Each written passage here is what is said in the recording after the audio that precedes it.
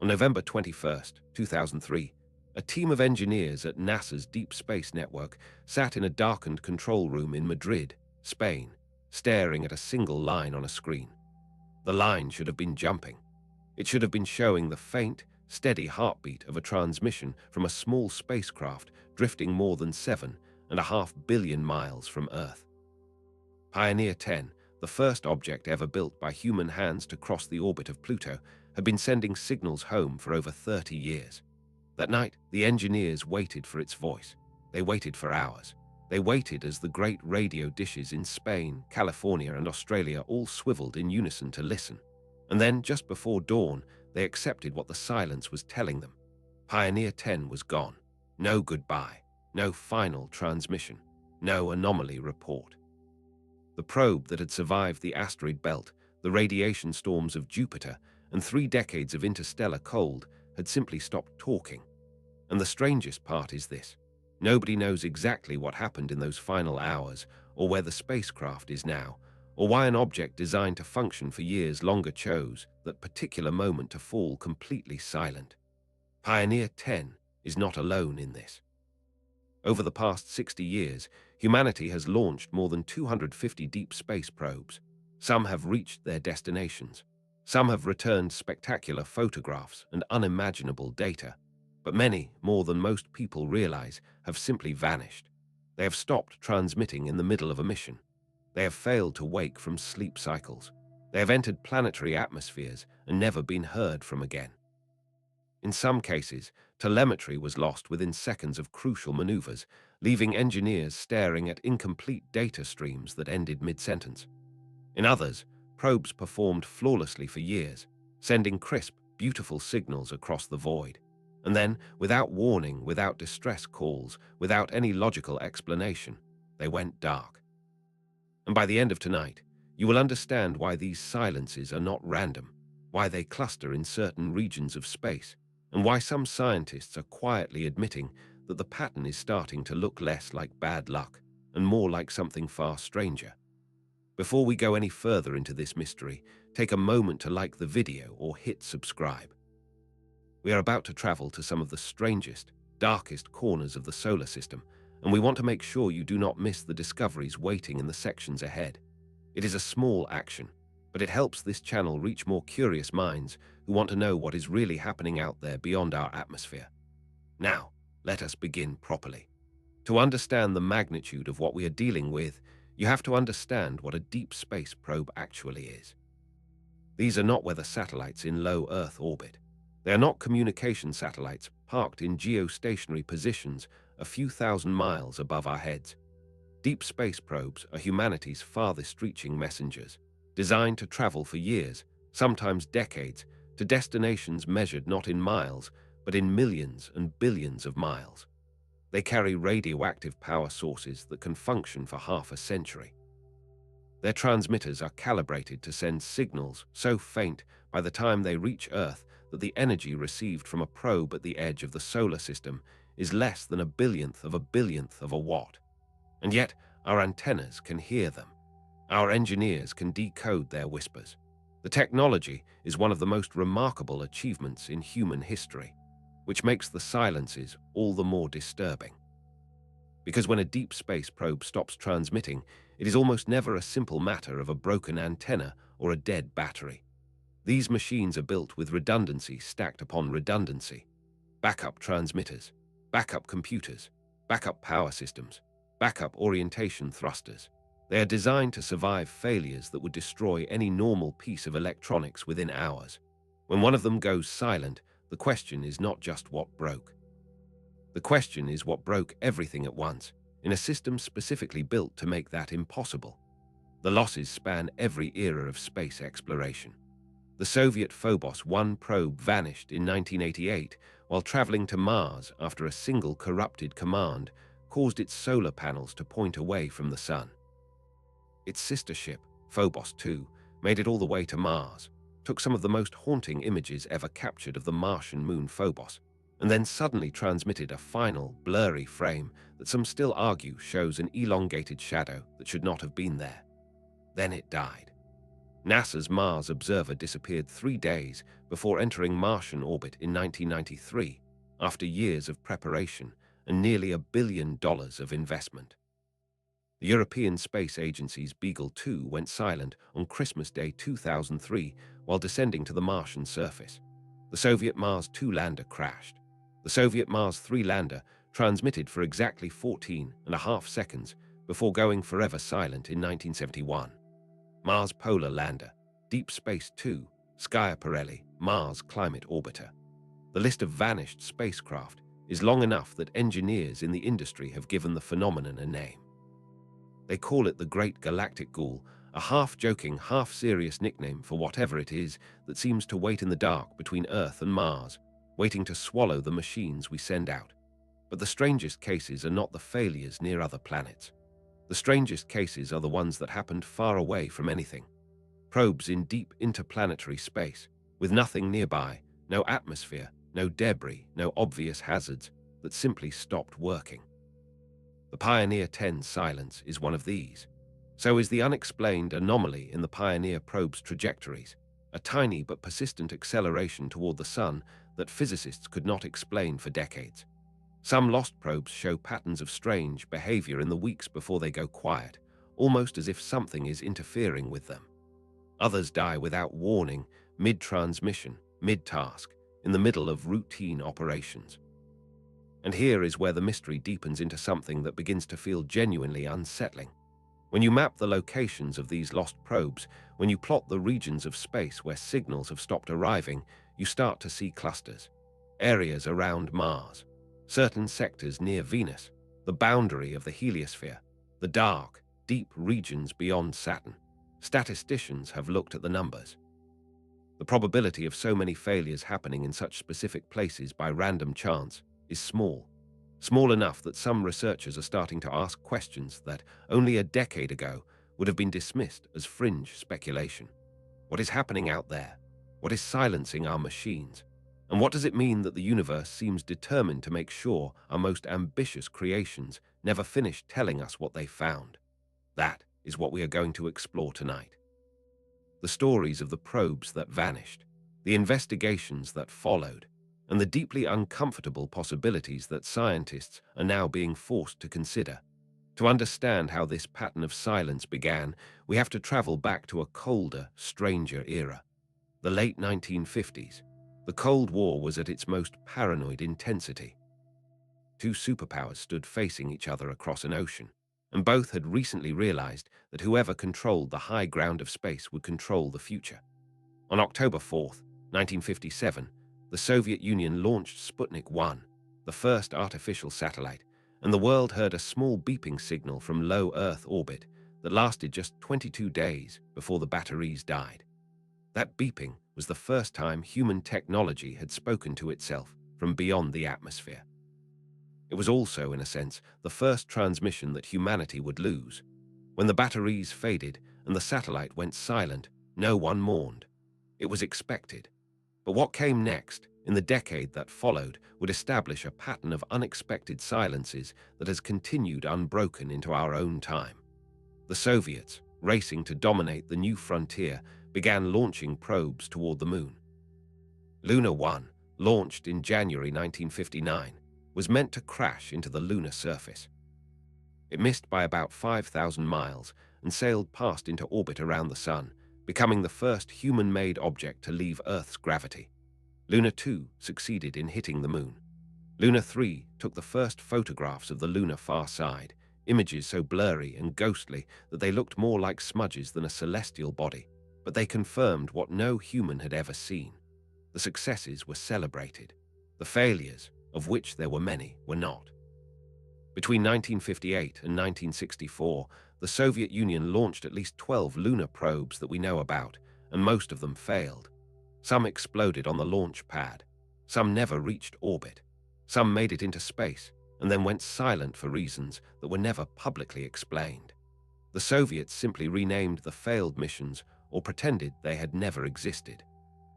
The pattern of vanishing spacecraft was being established, but it was being hidden inside a system designed to suppress bad news. The Americans were doing no better. The early Pioneer program was, by any honest accounting, a disaster.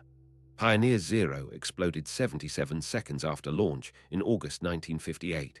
Pioneer 1 failed to reach the moon and burned up in Earth's atmosphere. Pioneer 2 broke apart shortly after launch. Pioneer 3 reached only 63,000 miles before falling back.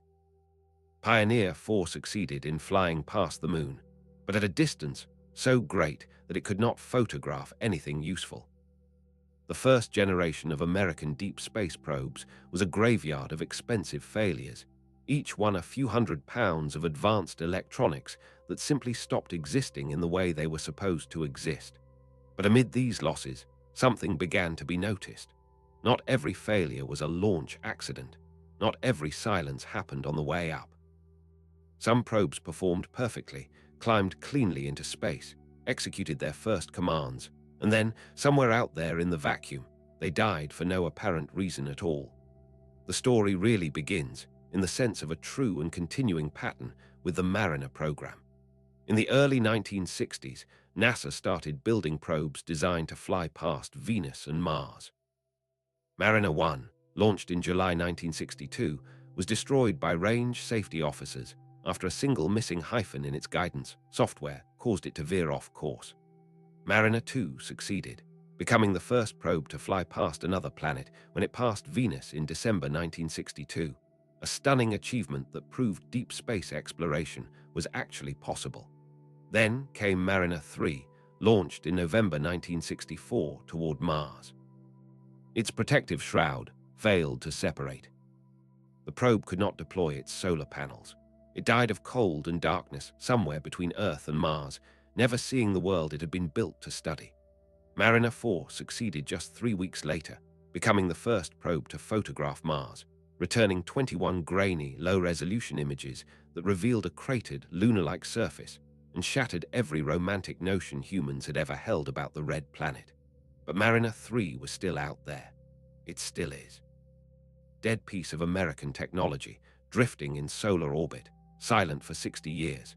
It was during this period, sometime in the mid-1960s, that the engineers at NASA's Jet Propulsion Laboratory in Pasadena began to notice that Mars in particular seemed to claim a disproportionate number of their probes.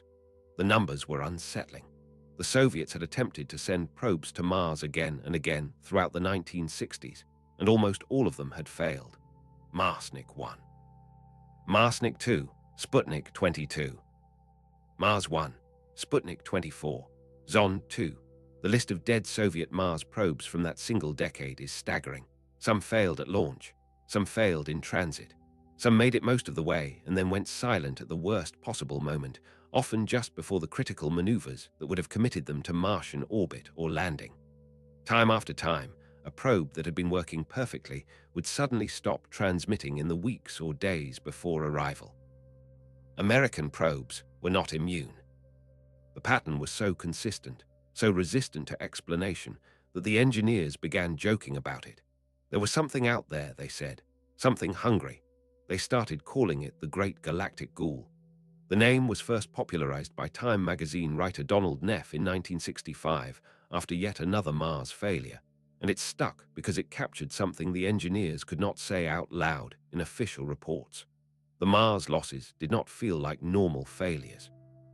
They felt like something was reaching out and stopping the probes. By the end of the 1960s, the silent graveyard between Earth and Mars contained the remains of more than a dozen spacecraft. Some had never reached interplanetary space. Others had crossed millions of miles only to vanish in the final approach. The Apollo program, with its successful crewed landings on the moon, distracted public attention from these failures. The moon was close enough that probes generally worked. The moon was a victory, Mars was a curse, and the public, dazzled by astronauts and lunar footprints, mostly did not realize how many uncrewed probes were dying in the dark out beyond the moon's orbit. What changed everything was the launch of the Mariner 9 probe in May 1971.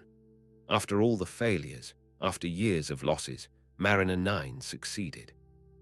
It entered orbit around Mars on November 14, 1971, becoming the first spacecraft to orbit another planet. For the next year, it returned the most detailed images of Mars that humans had ever seen.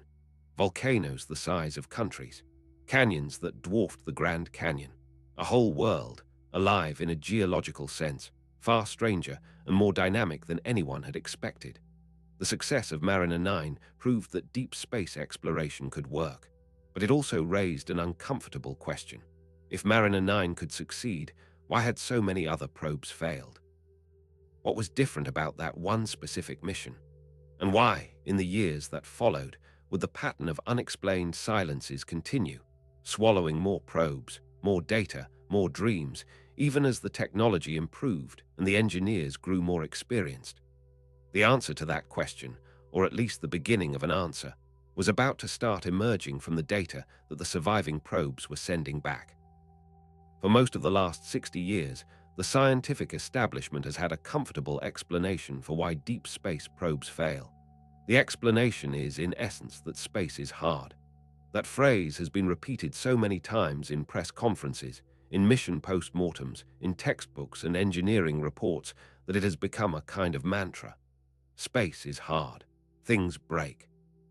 Probes are operating at the absolute limit of what human engineering can accomplish in an environment that is actively hostile to electronics, sensors, and every moving part. From this perspective, the wonder is not that so many probes have died. The wonder is that any of them have survived at all. This view was built on solid foundations. The interplanetary environment is genuinely brutal. Once a probe leaves Earth's protective magnetic field, it is exposed to a constant rain of high-energy particles streaming from the sun. The solar wind alone delivers a steady current of protons and electrons at speeds of around 400 kilometers per second, equivalent to about 900,000 miles per hour. These particles bombard every surface of the spacecraft, slowly degrading materials, weakening solder joints, eroding optical instruments. Beyond the solar wind, there are cosmic rays, individual particles accelerated to nearly the speed of light by supernova explosions and the gravitational engines of distant galactic centers.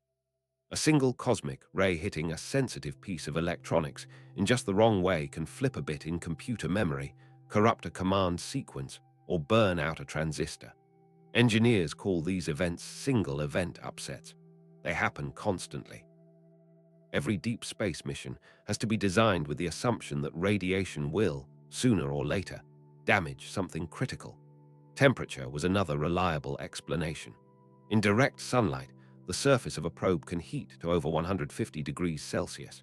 In shadow, the same surface can drop to nearly minus 200 degrees.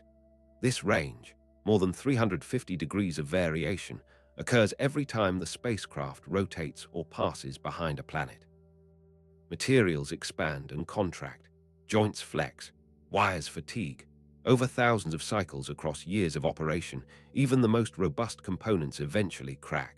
A solder joint that flexed 10,000 times during pre-flight testing without failure might fail on the 11,000th flex, somewhere far from Earth, in the middle of a routine telemetry pass. The engineers would never see it coming. Then there was the dust problem. The solar system is not empty. It contains an enormous quantity of micrometeorite debris, particles ranging in size from individual atoms to grains of sand, all traveling at speeds of tens of kilometers per second relative to a probe's trajectory. A single grain of sand moving at 20 kilometers per second carries the kinetic energy of a rifle bullet. When such a particle strikes a spacecraft, the result is a small but real impact crater. Most are harmless, some are not. The right particle, at the right angle, hitting the wrong component, can sever a wire, puncture a fuel line, or punch through a sensitive sensor. The probability of such a strike is small for any given moment, but over years of travel through millions of miles of debris-filled space, the cumulative odds become significant. Software was the explanation that dominated the modern era. As probes became more sophisticated, their onboard computers became more complex, running millions of lines of code that had to perform flawlessly for years without the possibility of a real-time fix from Earth.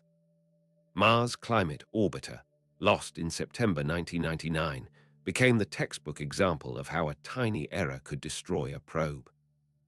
The investigation found that one team had used metric units while another had used imperial units, and the resulting miscalculation sent the spacecraft too close to Mars, where it was destroyed by atmospheric friction.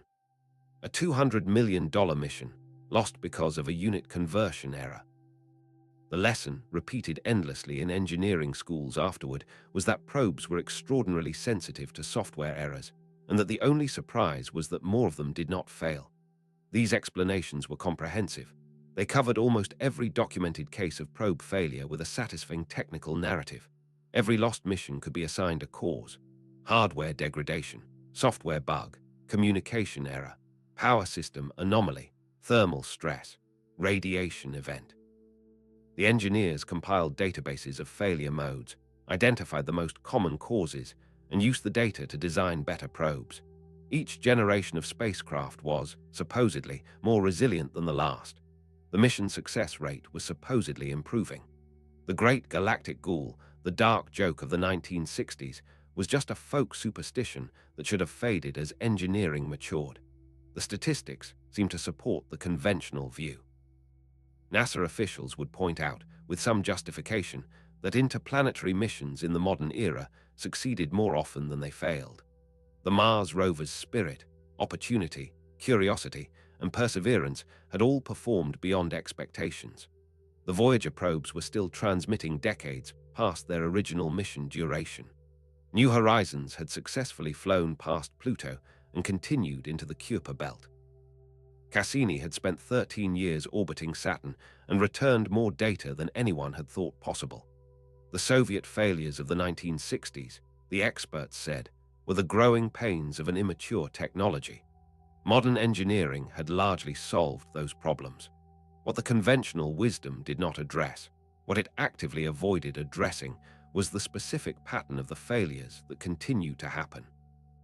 Even granting that space is hard, even granting that probes are fragile, certain features of the loss record refuse to fit neatly into the standard explanations. The clustering around Mars persisted long after engineers should have learned how to defeat the Great Galactic Ghoul. Probes built by different countries, using different technologies, designed by different teams, kept failing in the same general region. Soviet, American, European, Japanese, Indian, Chinese probes had all met silent ends in or around the Martian system. The probability of so many independent designs, all suffering from the same vulnerabilities at the same location, was uncomfortably low. Statisticians who looked at the numbers privately would acknowledge that the Mars failure rate was anomalously high in ways that the standard explanations could not fully account for. There were also the individual cases that defied easy categorization. The probes that performed flawlessly for years and then went silent in a single instant, with no warning, no degradation, no telemetry indicating a problem. The probes that lost contact during the exact moments when they should have been most carefully monitored, during critical maneuvers, during orbital insertions, during landings. The probes that died in regions of space where the standard hazards were minimal, where there was no atmosphere, no debris field, no obvious threat. The official cause of death for these missions was almost always listed as unknown or unable to be determined. The engineers shrugged and moved on to the next mission. This was the conventional wisdom that dominated deep space exploration for half a century. Space is hard. Probes break. The losses are tragic but explicable. Move forward. Build more probes. Improve the engineering. Accept that some missions will fail.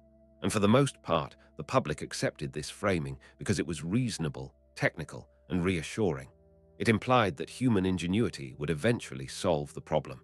It implied that the silences had causes we understood. It implied that we were in control.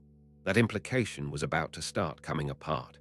The first real crack appeared in 1980, and it appeared in a place no one was looking.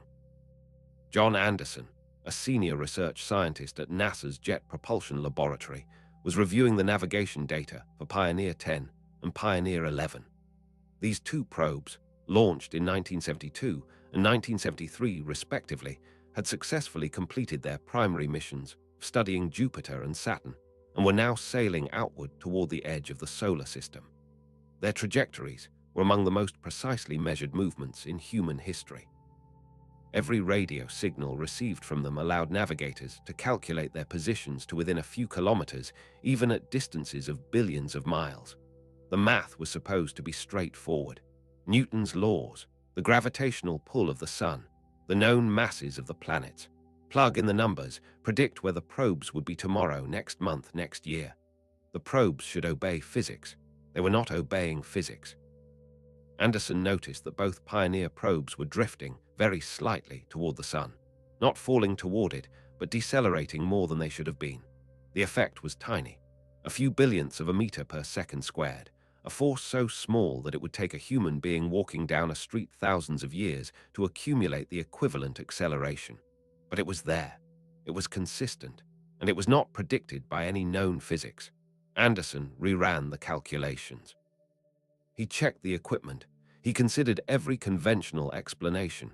Heat radiating asymmetrically from the spacecraft, solar wind pressure, gas leaks from the propulsion system, errors in the gravitational model of the outer solar system. He could not eliminate the anomaly. By the early 1990s, he had been joined by a small group of researchers, including Slava Turyshev and Michael Martin Nyato, and the team was admitting publicly that they could not explain why Pioneer 10 and Pioneer 11 were not moving the way they should be moving. The anomaly persisted, year after year, accumulating across decades of observation. For a community that had spent its career insisting that probe behavior could always be explained by known physics, this was deeply uncomfortable. Whatever was acting on the Pioneers was either a flaw in our understanding of gravity itself, or it was something operating on these specific spacecraft for reasons no one could identify. Eventually, after decades of analysis, a partial explanation emerged involving thermal radiation imbalance from the probe's nuclear power sources. The Pioneer anomaly was, more or less, dismissed as a complicated thermal effect, but the dismissal came with caveats that did not fully satisfy everyone who had studied the data, and the lingering question remained. If we could not, for 30 years, explain why two well-monitored probes were moving in a slightly unusual way, what else might be happening to spacecraft that we were not noticing? The second crack came from the wreckage of a Soviet mission. In March 1989, the Soviet Phobos 2 probe had reached Mars and was preparing to deploy two small landers onto the Martian moon Phobos. The mission had already cost the Soviet space program enormously. Its sister ship, Phobos 1, had been lost the previous September due to a single faulty command that turned its solar panels away from the sun. Phobos 2 had survived the journey and was performing well.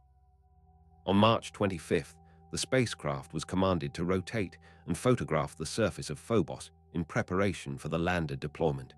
It returned a series of images. The final image showed something the analysts could not initially make sense of: an elongated, narrow shadow, thin and dark, stretched across the Martian surface adjacent to the moon. Soviet officials initially described it as a feature that could not be a natural shadow of any known geological structure. Within hours of transmitting that image, Phobos 2 lost contact with Earth and was never heard from again. Western analysts who later examined the image proposed conventional explanations. The shadow could have been an artifact of the imaging process. It could have been the shadow of the probe itself, distorted by the camera optics. It could have been a glitch in the data. The Soviets, after the collapse of their Union and the opening of their archives, mostly settled on explanations involving a failure of the orientation system that caused the probe to lose its ability to point at Earth. None of these explanations was definitive. The image was strange. The timing was strange. The fact that the probe died immediately after capturing it was strange.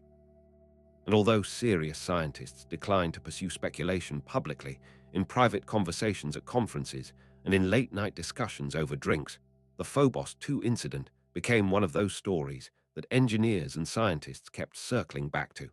Something had happened in those final moments. They did not know what. They knew the standard explanations did not fully satisfy. The third crack came in August 1993 when Mars Observer disappeared. This was a NASA mission, a flagship probe, carrying instruments designed to map the Martian surface in unprecedented detail. The spacecraft had performed perfectly throughout its 11-month cruise from Earth to Mars. Every system was nominal. Every checkout was successful. On August 21st, 3 days before the planned Mars orbit insertion, controllers commanded the probe to pressurize its propulsion tanks in preparation for the engine burn that would commit it to Martian orbit. They sent the command and turned off the transmitter, a routine procedure to protect the electronics during pressurization. When they tried to re-establish contact, there was nothing. No carrier signal, no telemetry, no indication that the spacecraft existed anymore. A nearly billion-dollar mission vanished without warning 3 days before arrival. The investigation that followed could not determine what had happened. The leading theory was that a fuel leak had caused the probe to spin uncontrollably, after which it would have been unable to point its antenna at Earth. But this was a theory based on circumstantial evidence. No telemetry from the failure event itself was ever received. No one could say with confidence what had killed Mars Observer. The investigation report listed multiple possible causes. The actual cause was, and remains, unknown. The probe joined the long roster of Mars-bound spacecraft that had performed flawlessly until the final approach, and then died in the silence between Earth and the Red Planet. It was after Mars Observer that a small number of researchers began doing something the establishment had previously discouraged. They began compiling the failure statistics across all of deep space exploration and asking whether the patterns could really be explained by random chance. The numbers were uncomfortable. Mars missions had a success rate of barely more than 50% across all attempts by all nations, while missions to Venus, Jupiter, and Saturn had significantly better success rates despite being technically more challenging in many ways. The clustering of failures specifically at the moment of Martian approach, across decades and across different national programs, was statistically anomalous. Several independent researchers, working in different countries, came to the same uncomfortable conclusion. Either there was a specific environmental hazard near Mars that the engineering community had failed to identify after 60 years of trying, or there was something else going on. The conventional explanations were no longer adequate. The cracks were widening, and the more carefully scientists looked at the data, the more cracks they found. The cracks could not be properly investigated until the tools existed to investigate them. For most of the history of deep space exploration, the only way to know what was happening to a probe was to listen to whatever it chose to tell you. If the probe stopped talking, the investigation stopped. There was no autopsy. There was no flight recorder to recover. The probe was lost in the most absolute sense possible, drifting somewhere in millions of cubic miles of empty space, beyond any possibility of retrieval. Whatever had killed it died with it. Engineers could speculate. They could examine the last data packets received and try to extrapolate backward. But they could not, in any meaningful sense, perform an investigation. The forensic tools simply did not exist. That began to change in the 1990s and accelerated dramatically into the 2000s and 2010s, driven by a combination of technologies that finally gave scientists the ability to see what was actually happening in deep space. The most important of these technologies, and the most underappreciated, was the Deep Space Network itself. The DSN consists of 3 enormous radio antenna complexes spaced approximately 120 degrees apart around the Earth, located in Goldstone, California, Madrid, Spain, and Canberra, Australia. This arrangement ensures that as the Earth rotates, at least one of the complexes is always pointed at any given probe in deep space. The largest dishes are 70 meters across, taller than a 20-story building, and so sensitive that they can detect signals weaker than the energy released by a single snowflake landing on the ground. When upgrades over the past 2 decades increased their sensitivity by orders of magnitude, scientists suddenly found themselves able to detect signals and anomalies that had previously been invisible. The DSN, combined with very long baseline interferometry techniques, allows navigators to determine the position of a probe with extraordinary precision. By comparing the arrival time of a single radio signal at 2 different DSN stations on opposite sides of the Earth, Scientists can triangulate the probe's location to within a few hundred meters across distances of billions of miles. This precision allows them to detect changes in the probe's trajectory so small that they correspond to forces operating at the level of fractions of a billionth of Earth's surface gravity. It was this kind of precision that had originally allowed John Anderson to identify the Pioneer anomaly. As the precision improved through the 1990s and 2000s, similar tiny anomalies were detected in other deep space probes: Galileo, Ulysses, NEAR Shoemaker, Cassini. Each of these spacecraft was found to be drifting in ways that did not quite match the predicted trajectories. The discrepancies were small. None of them by itself was conclusive, but the pattern of small, unexplained accelerations and decelerations was now everywhere. The precision was high enough to see them. The second technological breakthrough was in data archaeology. Beginning in the late 1990s, a small group of researchers began the painstaking work of digitizing and reanalyzing the original telemetry from probes that had been lost decades earlier. Much of this data had been recorded on magnetic tapes that were rotting in storage facilities, in some cases on formats that no surviving equipment could read. Engineers had to build custom hardware to recover signals from media that had not been touched since the Apollo era. Once recovered, the data was processed using analytical techniques that had not existed when the original missions flew. Modern computers could spot subtle patterns in noise that 1960s and 1970s analysts could not have detected. Anomalies that had been written off as random instrument glitches were now revealed, in retrospect, to be coherent signals of something happening to the probe in its final hours. This work produced startling results. The final transmissions from Mariner 9 contained brief, unexplained voltage fluctuations in the moments before normal end of mission. The last data from the Soviet Mars probes showed similar patterns, electrical disturbances in the seconds preceding loss of contact. The final telemetry from the Phobos 2 spacecraft, when subjected to modern reanalysis, contained signal characteristics consistent with rapid, uncontrolled rotation immediately before the transmitter failed. None of these recovered details proved any particular cause for the failures, but they revealed that the probes had not died quietly. Something had happened in those final moments, something that had registered in the telemetry but had been too subtle for the original analysts to recognize. The third critical technology was the network of solar and heliospheric monitoring satellites that came online beginning in the mid-1990s. Spacecraft like the Solar and Heliospheric Observatory, launched in 1995, the Advanced Composition Explorer, launched in 1997, and later the Solar Dynamics Observatory, launched in 2010, gave scientists for the first time a continuous, real-time picture of the solar wind, solar flares, coronal mass ejections, and the magnetic environment of the inner solar system. With this monitoring in place, it became possible to correlate probe anomalies with the broader space weather conditions occurring at the time. Researchers could now ask whether probe failure had happened during a solar storm, during a quiet solar period, or during some unusual configuration of magnetic fields in interplanetary space. The correlations they found were not what anyone had expected.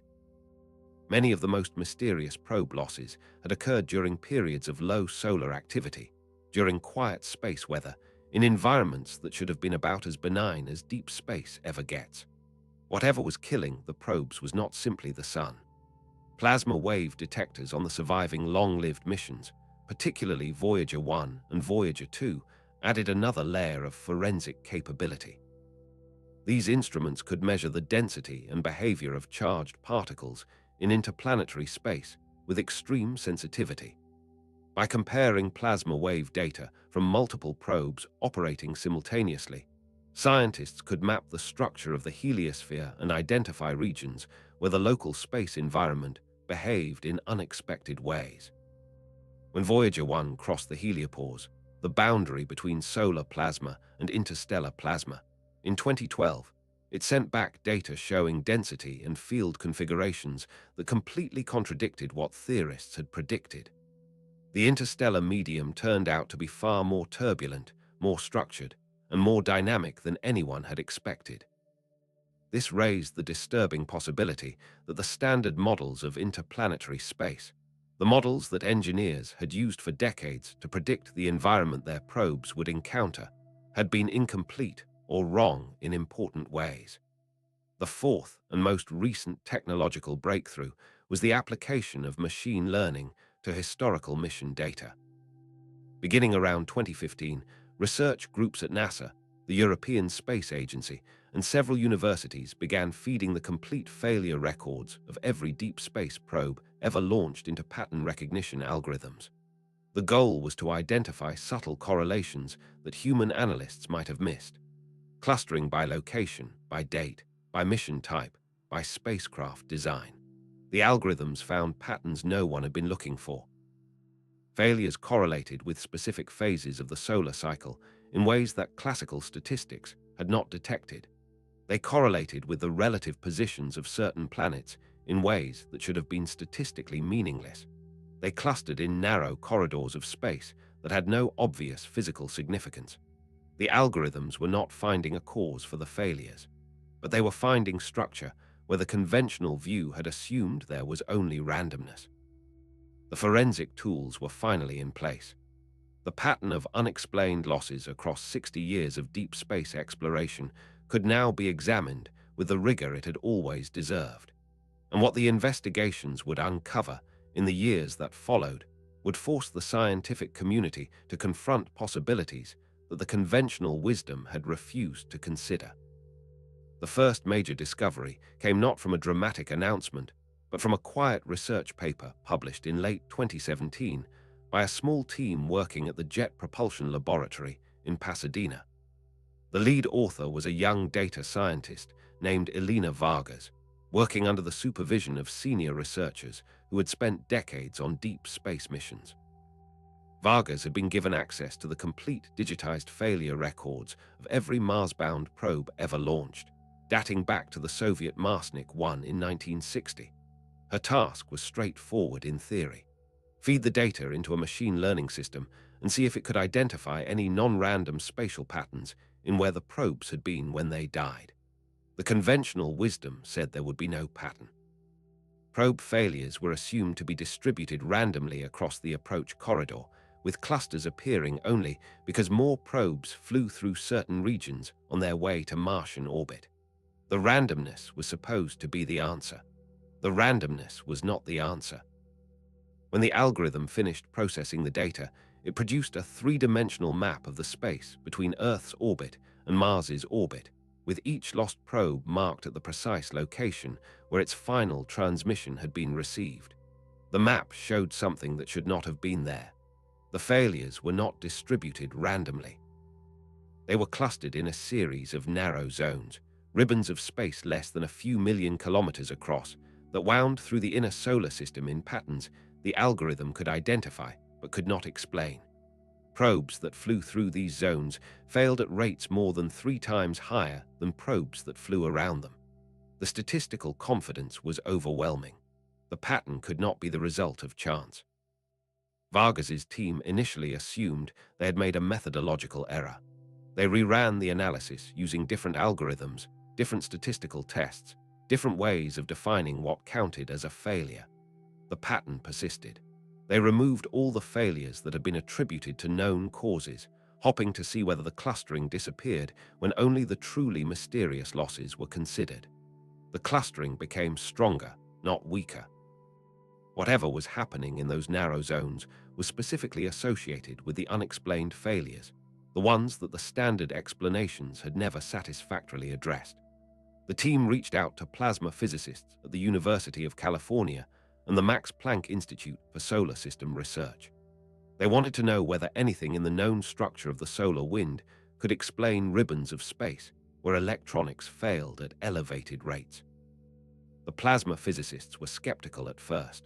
The solar wind was supposed to be relatively smooth on these scales.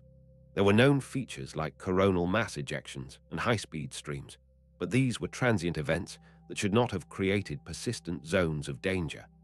But when the plasma physicists overlaid Vargas's failure map onto modern high-resolution simulations of the heliospheric magnetic field, something startling appeared. The failure zones aligned, almost perfectly, with what the plasma physicists called heliospheric current sheets, thin layers of inverted magnetic polarity that wound through the solar system like the folds in a ballerina's skirt. These current sheets had been known to exist since the 1960s. Their existence was not in question. What had not been understood was that the current sheets could, under certain conditions, become concentrated, twisted, and electrified in ways that produced extremely high local field strengths. A spacecraft passing through one of these concentration zones would experience rapid changes in the surrounding magnetic field, which could induce powerful electrical currents in any conductive material. The induced currents could spike to levels that would overwhelm radiation shielding and burn out sensitive electronics in fractions of a second. This was a known physical mechanism. It had simply never been seriously considered as an explanation for deep space probe failures, because the conventional models had said the current sheets were too weak and too diffuse to cause damage. The conventional models, it turned out, were wrong.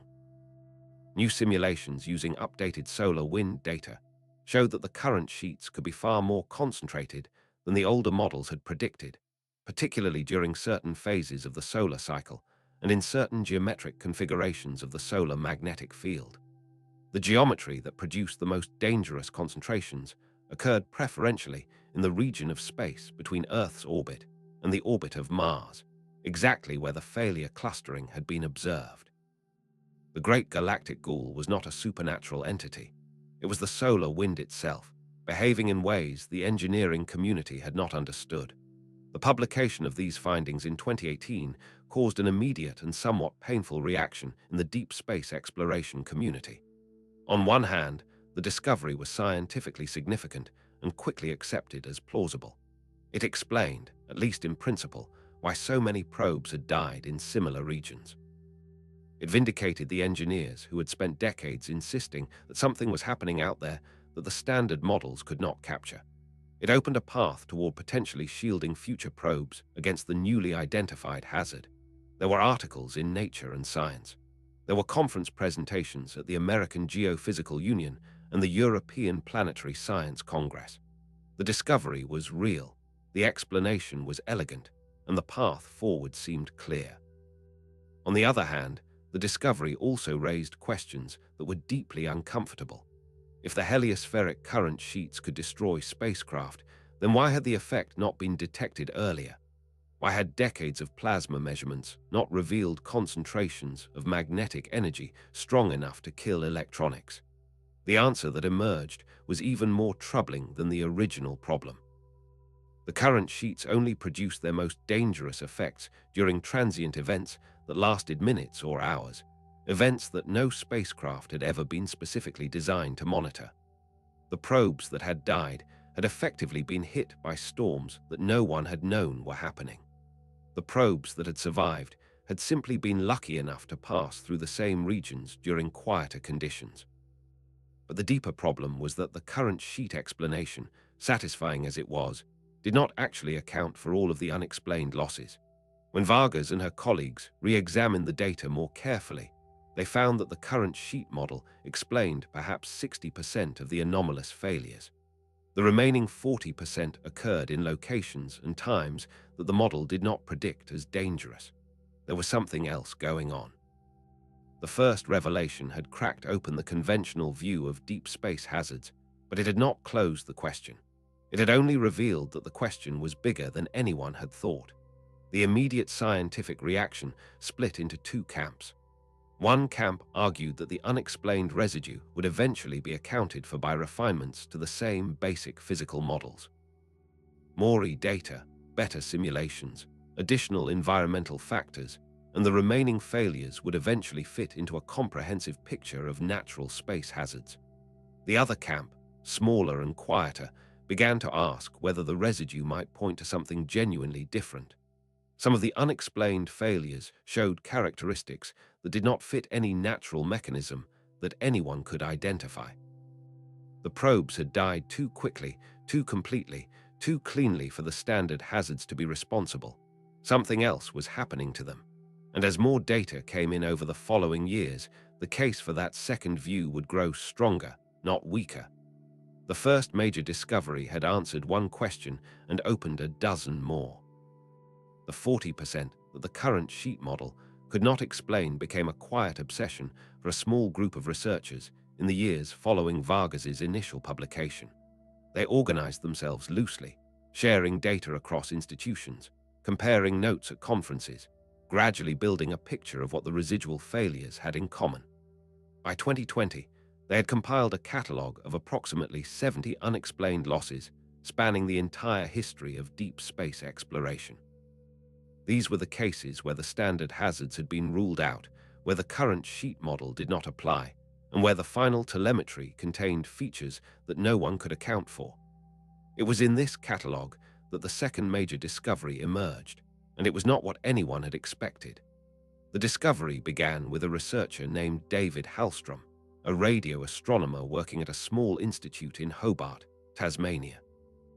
Hallstrom had been hired to help maintain the southern hemisphere component of an international radio array, performing routine calibration scans that monitored deep space radio frequencies for any signals of scientific interest. In the course of these calibration scans, he noticed something he initially assumed was an equipment malfunction. On 3 separate occasions over a period of 18 months, his array had picked up faint, structured radio transmissions on a frequency band that was supposed to be empty. The frequencies were not random. They matched, with eerie precision, the carrier frequencies that had once been used by long-dead spacecraft. Specifically, 2 of the signals were at the precise transmission frequency of Pioneer 10, which had gone silent in 2003. The third was at the carrier frequency of a Soviet Mars probe that had not transmitted since 1971. Hallstrom assumed at first that he was picking up interference, perhaps reflections of ancient signals bouncing off some unknown surface, or contamination from human-made transmitters somewhere on Earth. He spent 6 months systematically eliminating these possibilities. The signals were not Earth-based interference. They did not match the known characteristics of any active satellite. They did not correlate with any solar or astronomical event. They were brief, lasting only seconds in each case, and they were extraordinarily faint, barely above the background noise level. But they were real. They had appeared on multiple receivers simultaneously, recorded in independent data streams, and they came from directions in the sky that were consistent with where the lost probes would have drifted if their last known trajectories had been extrapolated forward in time. Hallstrom wrote up his findings cautiously, framing them as anomalous detections requiring further investigation rather than as anything dramatic. He sent the paper to a small handful of colleagues for comment before submitting it for publication. The response was immediate and intense. One of the colleagues, a senior researcher at NASA's Deep Space Network Operations Center, requested access to Hallstrom's raw data and asked him to wait before publishing. Within weeks, the DSN had quietly begun searching its own archives for similar anomalous detections. What they found shook the small community of researchers who learned of it. The DSN archives contained thousands of hours of recorded data spanning 60 years of deep space operations. Most of this data had been collected during active missions and had been examined only for the specific signals each mission was designed to monitor. The background noise, the frequencies between the active mission channels, had been largely ignored. When the DSN searched these archived background recordings using modern signal processing techniques, looking specifically for transient signals at the carrier frequencies of probes that had been lost, they found dozens of detections.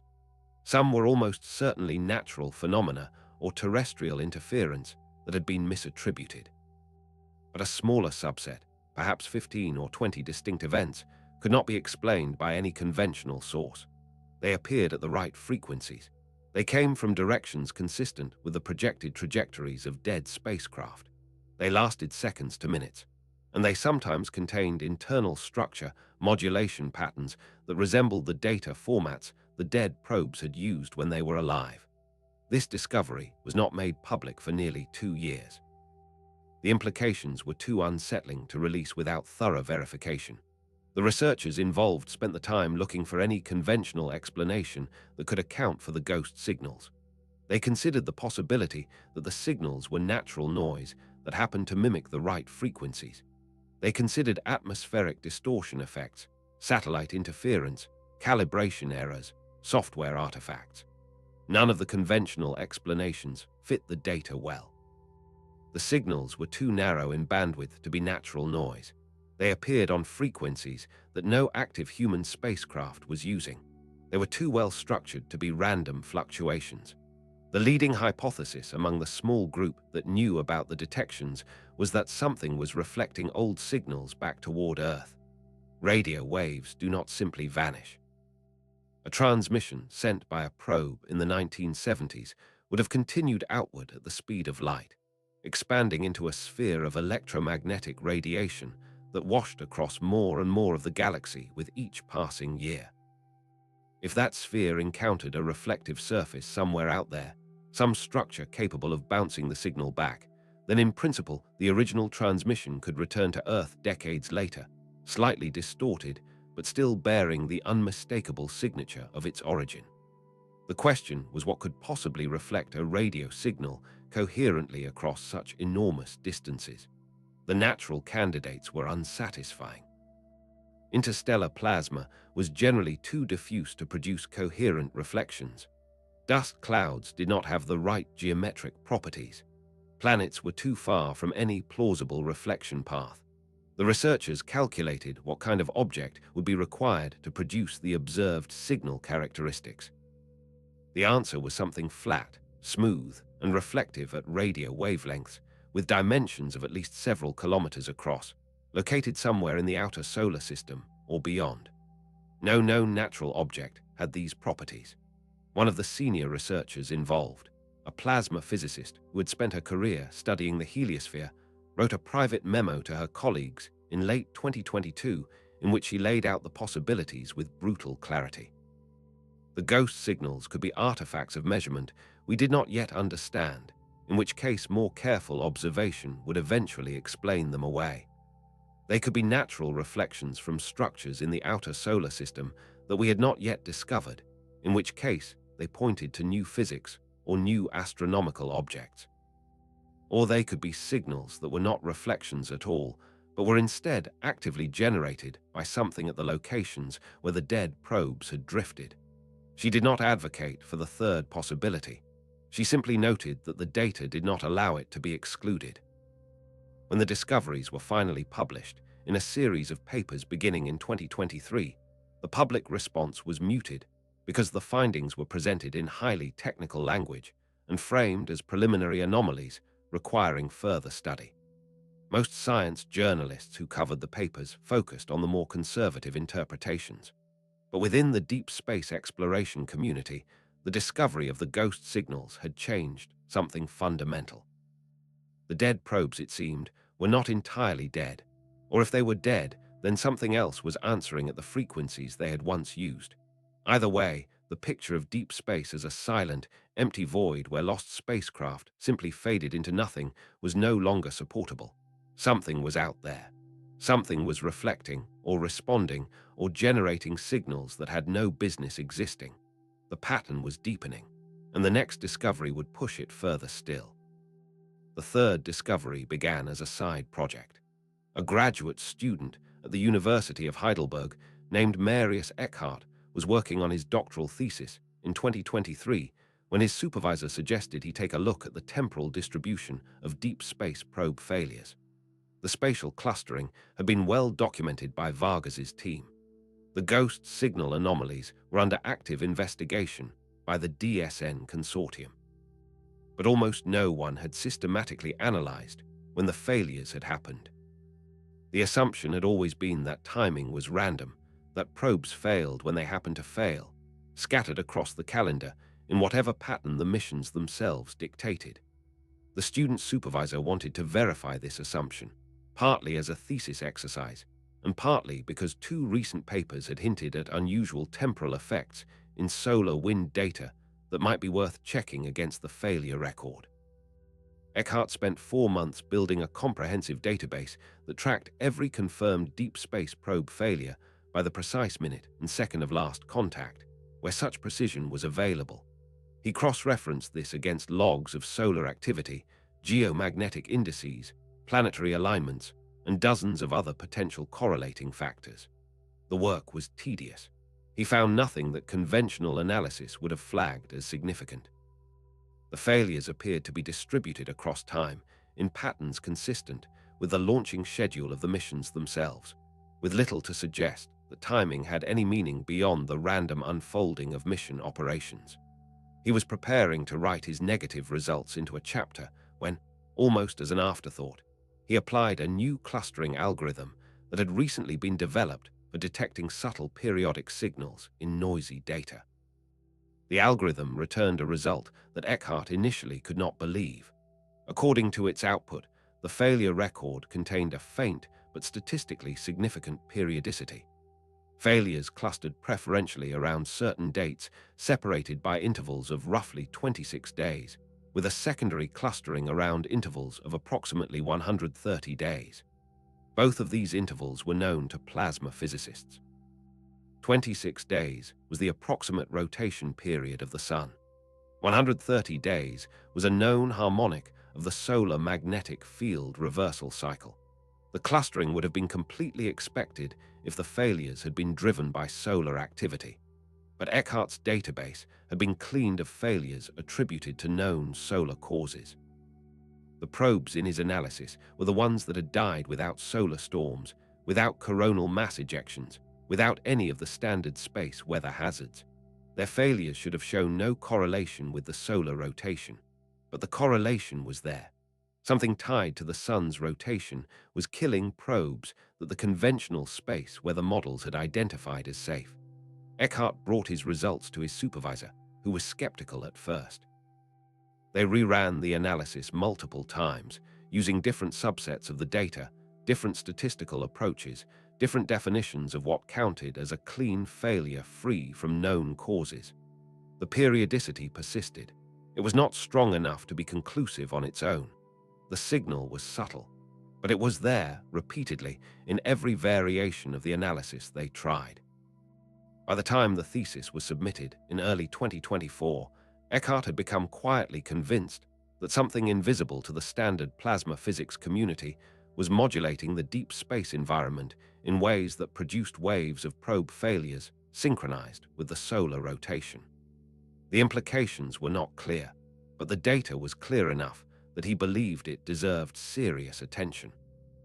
The serious attention came when Eckhart's results were combined with the spatial clustering from Vargas's earlier work and the ghost signal detections from the DSN consortium. A small interdisciplinary team formed informally during the spring of 2024 to attempt the synthesis. They included plasma physicists, radio astronomers, navigators, and statistical analysts from institutions in 3 countries. Their goal was simple in stated form and overwhelming in practice. They wanted to produce a unified model that could account for all 3 anomalies simultaneously: the spatial clustering, the temporal periodicity, the ghost signals. They wanted to know whether these were 3 separate mysteries or 3 windows into a single underlying phenomenon. What they found, after 18 months of analysis, was that the 3 anomalies were not independent. They were aspects of the same pattern. The spatial zones where probes failed at elevated rates were not static features fixed in space. They moved. The motion was slow, on the order of a few hundred meters per second, but it was real and it was detectable. And the direction and rate of the motion correlated precisely with the temporal periodicity that Eckhart had identified. The failure zones rotated with the Sun. They swept around the solar system once every 26 days, like the beam of a lighthouse turning in the dark. Any probe that happened to be in the path of one of these rotating zones during the wrong phase of the cycle had a dramatically elevated probability of failing. Any probe that flew through the zones at quieter times survived. The ghost signals fit into the same picture. When the team mapped the apparent source locations of the ghost signals, they found that the sources clustered preferentially along the boundaries of the failure zones. Whatever was producing the signals whether reflections or active emissions, was concentrated at the edges of the rotating structure. The pattern that emerged from combining the data sets was, in the team's own words, disturbingly coherent. The solar system contained a structured environmental feature that swept through space on a roughly monthly cycle, that destroyed spacecraft caught within it, and that somehow either reflected or generated radio signals matching the carrier frequencies of probes it had killed. When the team presented their preliminary findings at a closed workshop in Tokyo in late 2025, the reaction was sharply divided. The more conservative attendees argued that the team had identified a real plasma physics phenomenon, possibly related to previously unmapped concentrations of magnetic energy in the solar wind.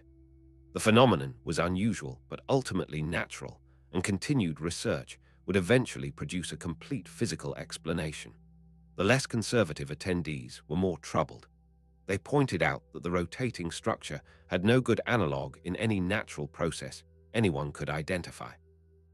The solar wind did produce structures that rotated with the sun, but those structures were diffuse and gradual, not the sharp, predictable, lethal zones that the team had mapped.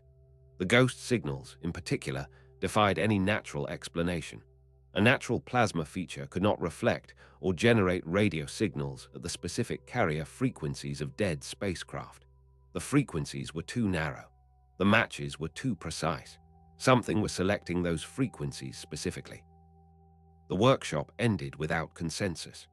The team published their findings the following year, framing the results as the identification of a previously unknown plasma physics phenomenon that required urgent further study.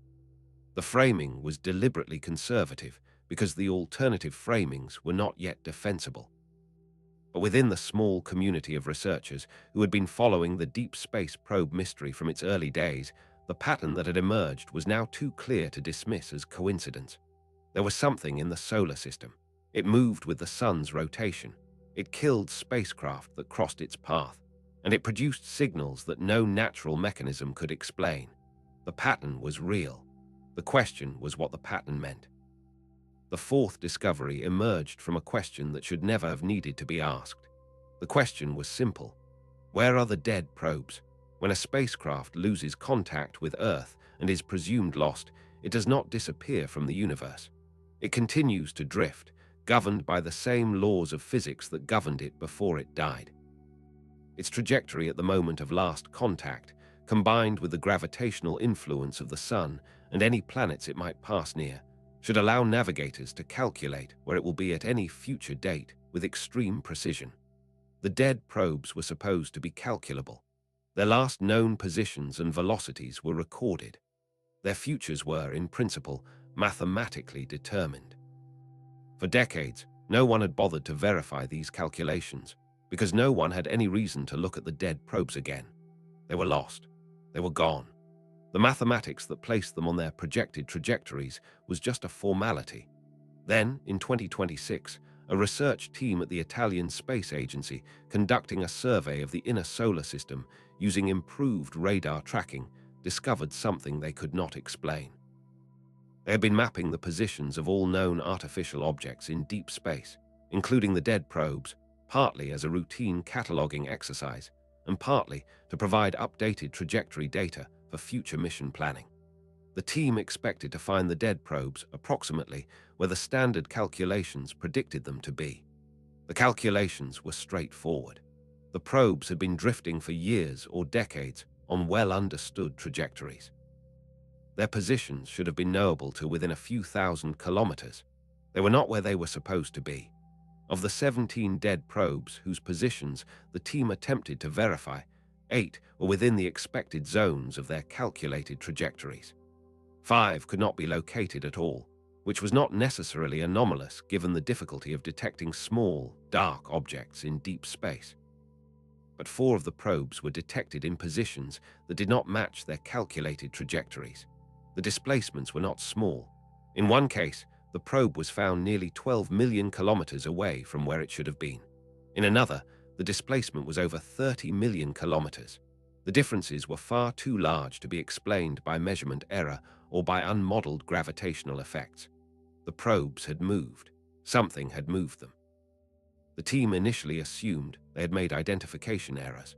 Perhaps the objects they were detecting were not the dead probes at all, but other unrelated objects in similar orbits.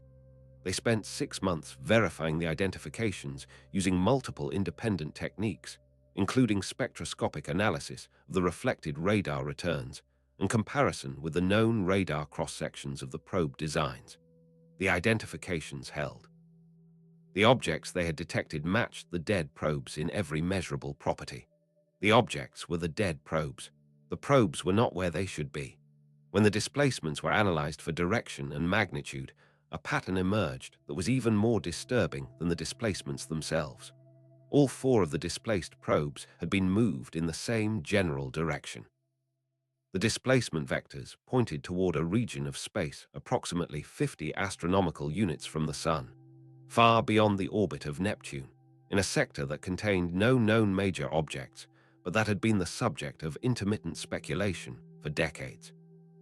The region was associated with several unexplained gravitational perturbations observed in distant Kuiper belt objects, perturbations that some astronomers had attributed to a hypothetical undiscovered planet, sometimes called Planet 9. The hypothetical Planet 9 had never been directly detected. Its existence remained controversial. But the displacement vectors of the 4 dead probes all pointed toward the same general region where Planet 9, if it existed, was thought to be located. This was paradoxical in a way that the earlier discoveries had not quite been. The earlier anomalies had been about phenomena that no one fully understood, but at least the phenomena themselves were the kind of thing that physics might eventually explain. A new plasma structure, an unusual reflection mechanism, a previously unknown coupling between solar rotation and spacecraft electronics. These were strange, but they were the kinds of strange that science is built to handle.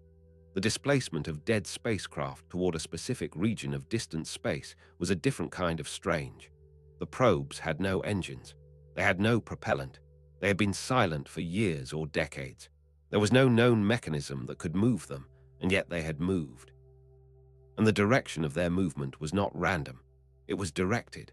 The research team published their findings cautiously in early 2027, framing the displacements as anomalous detections that required further investigation and explicitly avoiding any speculation about causes. They proposed several possible conventional explanations. The displacements might be the result of long-term cumulative effects of solar radiation pressure on the probe's surfaces, although the calculations showed that this effect was an order of magnitude too small to account for the observed displacements. The displacements might be due to outgassing from residual propellant or materials slowly evaporating from the probe's surfaces, although there was no good reason for outgassing to have a consistent directional bias across multiple unrelated spacecraft. The displacements might reflect errors in the original trajectory calculations, although the original calculations had been performed by multiple independent teams and had been cross-checked at the time. None of the conventional explanations was satisfying.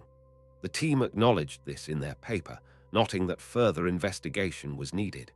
Within the small community of researchers who had been tracking the deep space probe mystery, the displacement discovery prompted a new round of intense and largely private debate. The pattern was no longer ambiguous. There was a phenomenon in the solar system that destroyed spacecraft in certain regions, that produced unexplained radio emissions at the frequencies of the spacecraft it had destroyed, that moved with the rotation of the Sun in ways that natural plasma physics did not predict, and that displaced the dead spacecraft over time in a coordinated direction toward a specific outer system location. Each individual element of this pattern could potentially be explained by some combination of unknown natural processes. The combination was harder to explain. The combination was, depending on which researcher one asked, either an unprecedented challenge for plasma physics or evidence of something that science had not previously been willing to entertain. The most uncomfortable interpretation, the one that no senior researcher would put into print, but that several would discuss quietly at conference dinners, was that the pattern looked like collection. Something appeared to be gathering the dead probes, slowly, methodically, over years and decades, drawing them toward a region of space where no human-made object had ever traveled. The destruction of the probes in the inner solar system and their subsequent displacement toward the outer system formed a coherent process, if one was willing to consider it as a process. Whether the agent of that process was a natural phenomenon operating in ways we did not understand, or whether it was something else, was the question that the data could not yet answer. The data could only show that the process was occurring. The interpretation was left to whatever framework each researcher was willing to apply. The fourth discovery had transformed the mystery from a question about why probes fail into a question about what happens to them afterward. And the answer to that question, when it finally began to emerge, would be the most disturbing revelation of all. The reframing came in the spring of 2028, and it came from the most unexpected source. The James Webb Space Telescope had been operational for 6 years at that point, returning a continuous stream of unprecedented observations of the distant universe.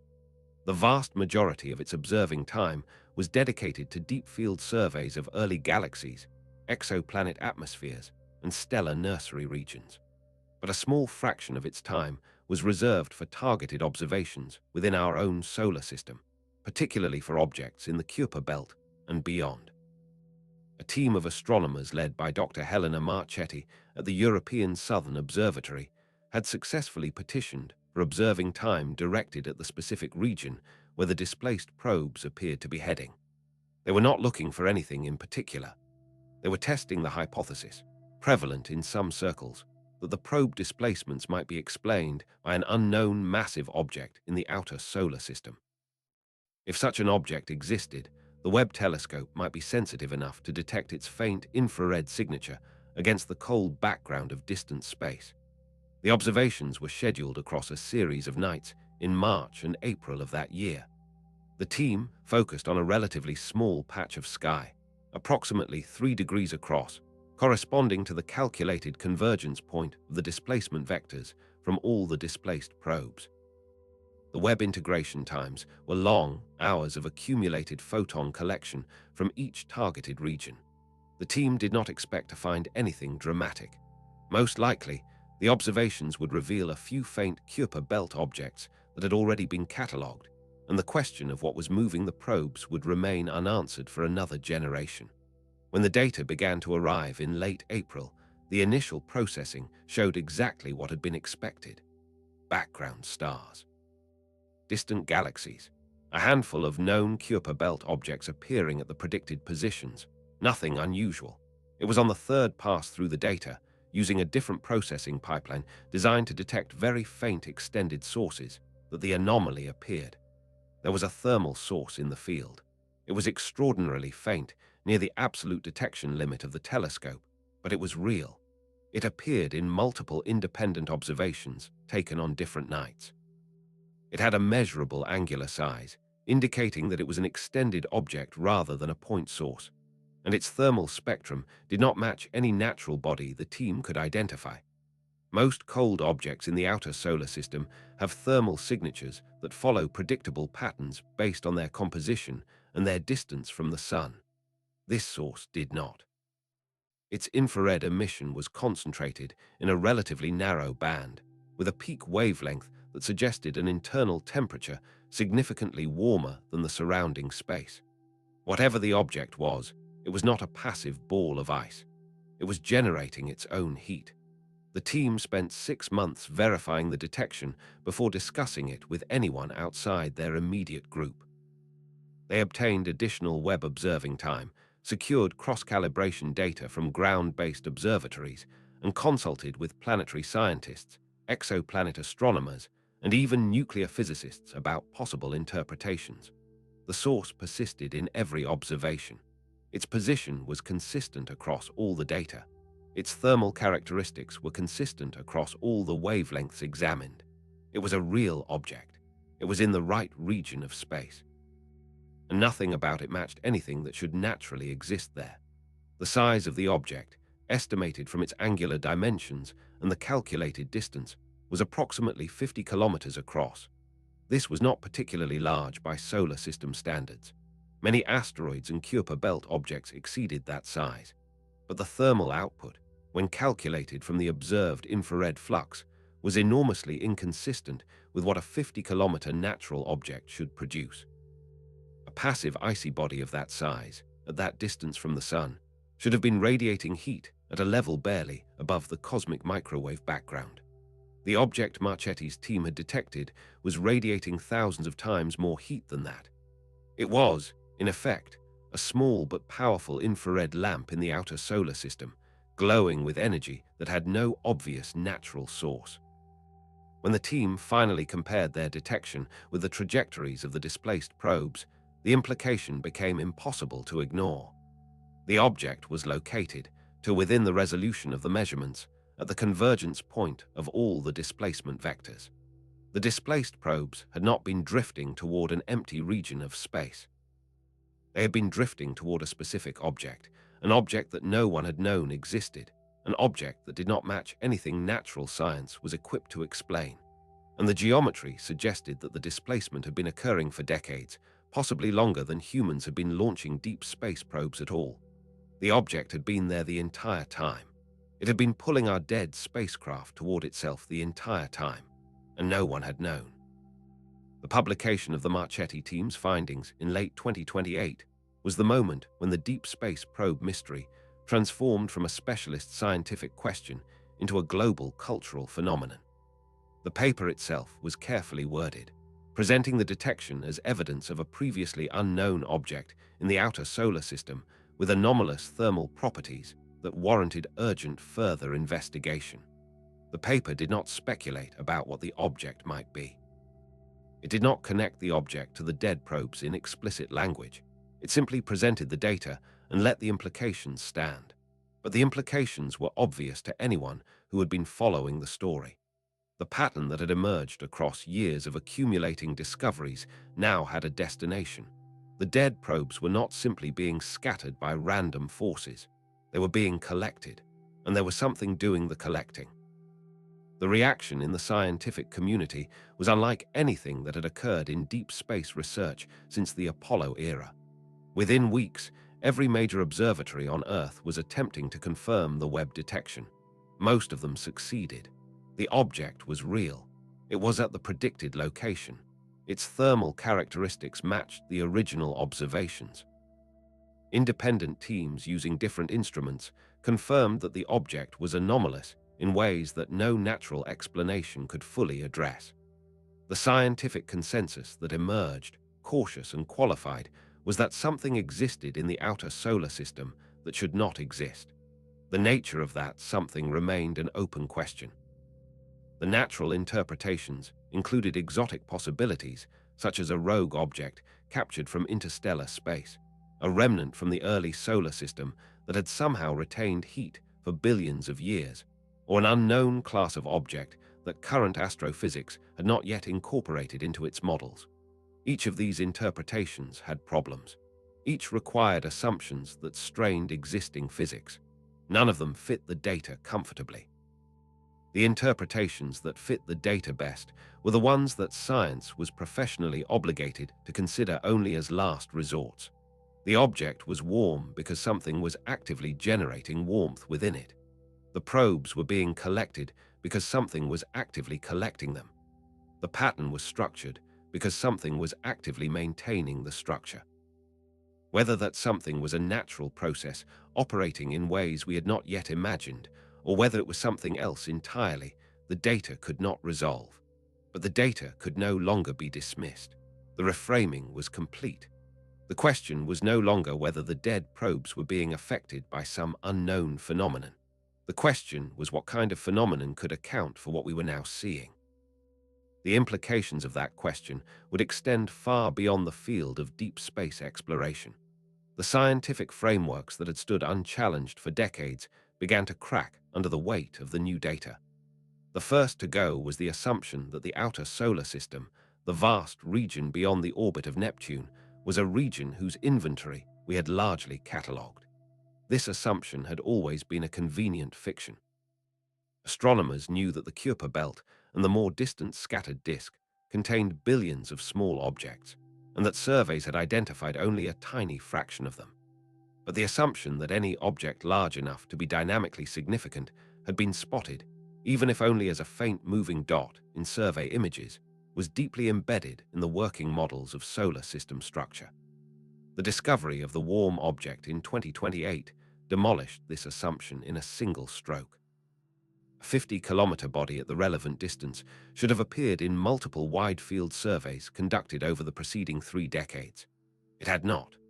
Reanalysis of archival data showed that the object had been technically visible in earlier observations, but its faintness and the absence of any reason to look for it meant that it had been catalogued, when it was catalogued at all, as background noise or as a likely Kuiper belt object too dim to be characterized. The object had been hiding in plain sight in our own data, and we had not seen it because we had not been looking for what we did not believe could be there. This recognition forced a broader reconsideration of how we surveyed the outer solar system. The standard methods relied on detecting reflected sunlight from objects, a technique that worked well for relatively bright, relatively close bodies, but became increasingly inadequate at greater distances. The Marchetti object had been detected primarily through its thermal emission, not its reflected light, and its thermal output had been anomalous enough to single it out. This meant that conventional surveys could have missed thousands of similar objects. The outer solar system, it now seemed, might contain a population of warm, dim, anomalous bodies that no one had been looking for, distributed across a region of space larger than the entire inner solar system. The assumption that we knew our cosmic neighborhood had been replaced by the recognition that we had been confidently exploring a tiny fraction of it. The second framework to fall was the standard model of heliospheric plasma physics. The rotating lethal zones that Vargas, Eckhart, and the synthesis team had identified represented a phenomenon that the existing models of solar wind structure could not produce. The models predicted gradual, diffuse rotating features. The data showed sharp, narrow, intermittent features capable of destroying electronics. The discrepancy was too large to be attributed to model resolution or to unmodeled minor effects. Either the basic physics of the heliosphere was wrong in important ways, or some additional process was modulating the heliosphere that the standard physics did not include. Several research groups in the late 2020s attempted to construct revised models that could produce the observed sharp features through purely natural mechanisms. The revised models required assumptions about plasma behavior that contradicted laboratory measurements and that had no analog in any observed astrophysical system. The revisions were possible, but they were strained. By the early 2030s, a quiet consensus had emerged among heliospheric physicists that the standard models were missing something fundamental about how the solar wind interacted with its environment, and that the missing element might not be reducible to a simple correction. The third framework to be overturned was the engineering culture's confidence in its ability to predict and mitigate the hazards of deep space. For decades, mission planners had used probabilistic risk models to estimate the likelihood of various failure modes and to design redundancy into spacecraft systems. These models had assumed that the hazards of deep space were known in kind, even if their precise occurrence was unpredictable. Radiation, thermal cycling, micrometeoroid impacts, software errors.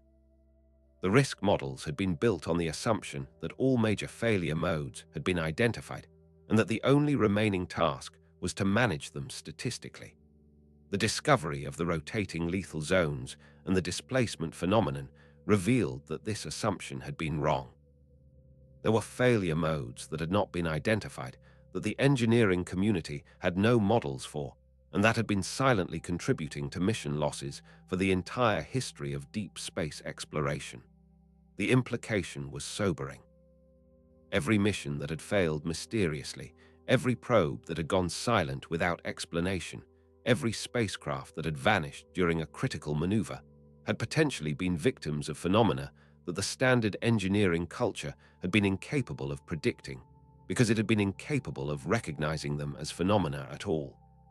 The fourth framework that came under pressure was less technical and more philosophical.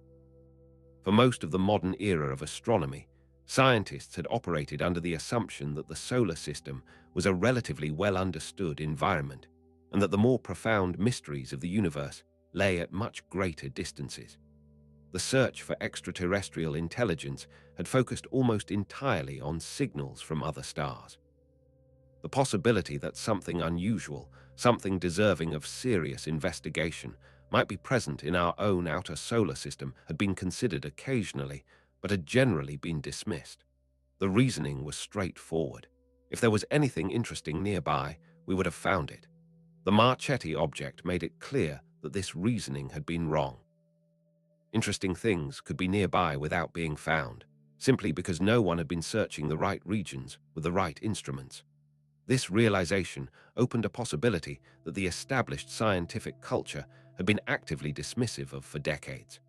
The possibility that the great cosmic mystery of where everyone else might be was a mystery with a more local dimension than anyone had been willing to admit.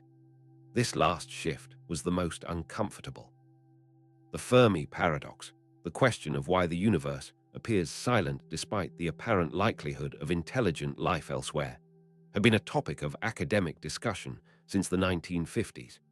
Most of the proposed solutions had assumed that the silence was a property of interstellar distances, that any civilizations elsewhere were too far away to detect with our current capabilities.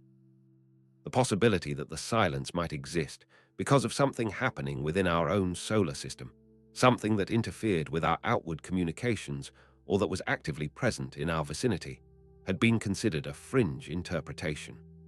The deep space probe data was not, in itself, evidence for any such interpretation, but it had moved the question from the realm of pure speculation into the realm of legitimate scientific concern. Whatever the Marchetti object was, whatever was causing the rotating zones and the displacement of dead spacecraft, it was something that the standard scientific picture had not predicted and could not yet fully accommodate. The acknowledgement of that fact was, in itself, a profound change. For the first time, the mainstream scientific community was forced to admit that there might be something present in our cosmic neighborhood that we had completely failed to anticipate. The overturning of these frameworks did not happen all at once.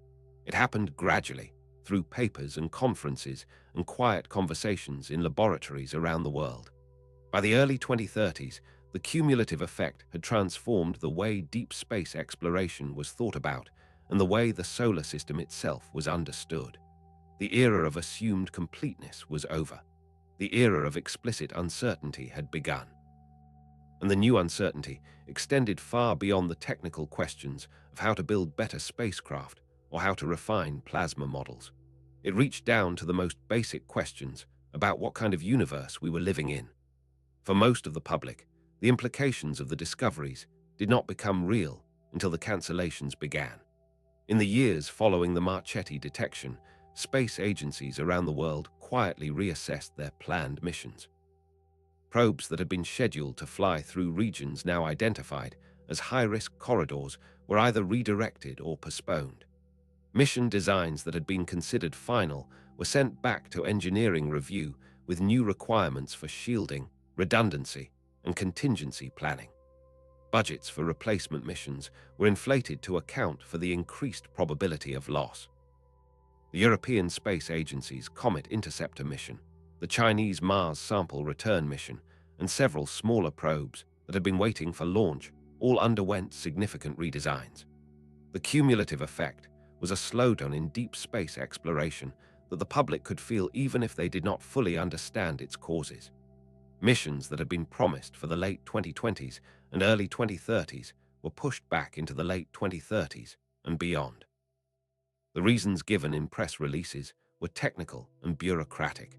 The deeper reason was that the agencies no longer trusted their own ability to predict whether a probe would arrive safely at its destination. This had economic consequences that rippled outward through the entire space industry.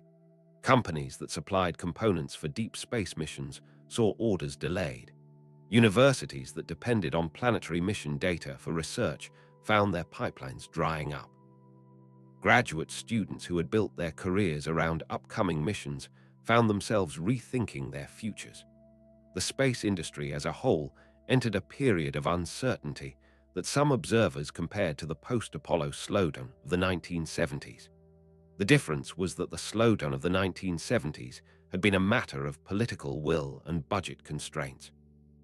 The slowdown of the early 2030s was a matter of recognizing that we did not know enough about the environment we were sending our probes into. The human cost of the previous failures, when it was tallied honestly for the first time, was staggering. Across 60 years of deep space exploration, the missions that had been lost or seriously compromised represented an estimated combined investment of more than $15 billion in current values. Each of those missions had been built by thousands of engineers, scientists, and technicians, many of whom had devoted decades of their professional lives to the projects. The data those missions would have returned had they survived was permanently lost. Decades of potential, scientific knowledge, photographs of worlds never seen, measurements of phenomena never quantified. All of it had been erased by something the engineering culture had not been equipped to recognize. For the people who had built those missions, the recognition that the losses had not been entirely random or unavoidable carried a particular weight. They had spent their careers believing that the failures were the tragic but inevitable cost of working at the frontier of human capability. The discovery that something else had been at work changed how they understood their own professional histories. The psychological impact on the general public was harder to measure, but no less real. For most of human history, the idea that we might not be alone in the universe had been a topic for science fiction, philosophy, and late-night speculation. The discoveries of the late 2020s had not proven the existence of alien intelligence. They had not, strictly speaking, proven the existence of anything beyond an unexplained object in the outer solar system and a series of anomalous phenomena that affected our spacecraft.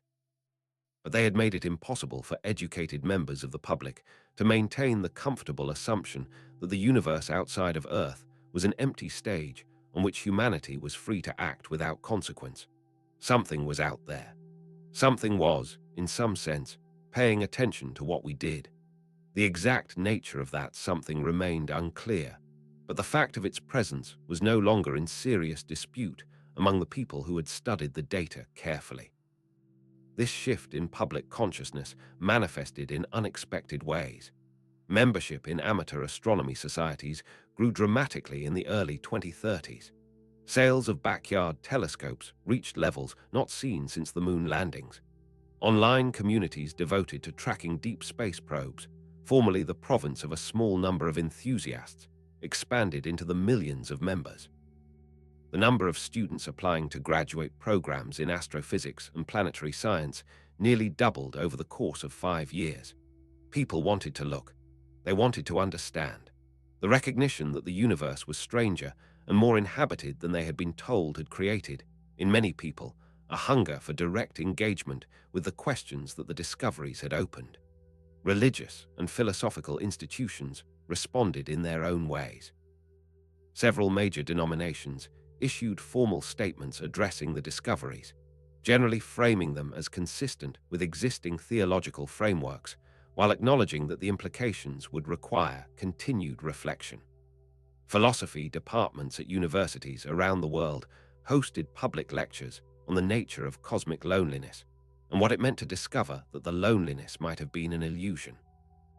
Writers and artists produced an extraordinary outpouring of work attempting to make sense of the new reality. Some of this work was thoughtful and substantive. Much of it was speculative or alarmist. All of it reflected the cultural recognition that something had shifted in humanity's understanding of its place in the cosmos. The strategic implications were the most difficult to discuss publicly. National space agencies, in their internal deliberations, had to consider questions that no agency had previously been required to consider in serious terms. If the rotating lethal zones and the displacement phenomenon were the products of some active process, whether natural or otherwise, then the act of sending spacecraft into deep space was no longer a purely scientific or commercial undertaking. It was an act of interaction with a system whose nature we did not fully understand. The decisions about which probes to send, what missions to prioritize, and how aggressively to expand humanity's presence in the solar system now had to be made with the awareness that something might be paying attention to those decisions. The decisions could no longer be made innocently. Whether or not that attention was hostile, whether or not the entity capable of paying attention was conscious in any sense humans would recognize, the calculation had changed. We were no longer exploring an empty laboratory. We were moving through an inhabited environment, and we did not know the rules. For ordinary people, the everyday significance of these discoveries was harder to articulate, but no less profound. Most people would never personally build a spacecraft or directly observe an anomalous object in the outer solar system. But the discoveries changed something about the experience of looking up at the night sky. The points of light that had once seemed remote and indifferent now seemed connected, in some difficult-to-define way, to the immediate environment of human life. The cosmos was not a backdrop, it was a place. And in that place, something existed that had been quietly affecting our attempts to reach outward for as long as we had been making them. What this meant for each individual person who learned of it depended on the person. But for many, the discovery introduced into ordinary life a quiet undercurrent of awareness that had not been there before. The universe was watching, or at least something within it was watching. And whatever response humanity made to that recognition would shape the course of the century to come. For all the discoveries of the past decade, the most honest assessment of where the field stands now is that the questions outnumber the answers by a considerable margin. The Marchetti object exists. Its anomalous thermal signature is confirmed. The rotating zones that destroy spacecraft are real. The displacement of dead probes toward the outer solar system is documented. The ghost signals at frequencies of long-lost spacecraft continue to be detected at irregular intervals. Each of these facts has been independently verified by multiple teams using different instruments. But the underlying nature of what we have discovered remains almost entirely opaque. We know that something is happening. We do not know what it is, what it wants if it wants anything, how long it has been there, or what will happen if we try to investigate it directly. The question of composition is perhaps the most basic of the unknowns. The Marchetti object has been observed only through its thermal signature and a small amount of reflected light. Spectroscopic analysis of the reflected light has been frustrating. The reflectance spectrum does not match any known surface composition. It is not consistent with ice, rock, carbonaceous material, or any of the typical surfaces found on Kuiper belt objects. The reflectance is unusually flat across the visible spectrum, with subtle features that no laboratory analog has been able to reproduce.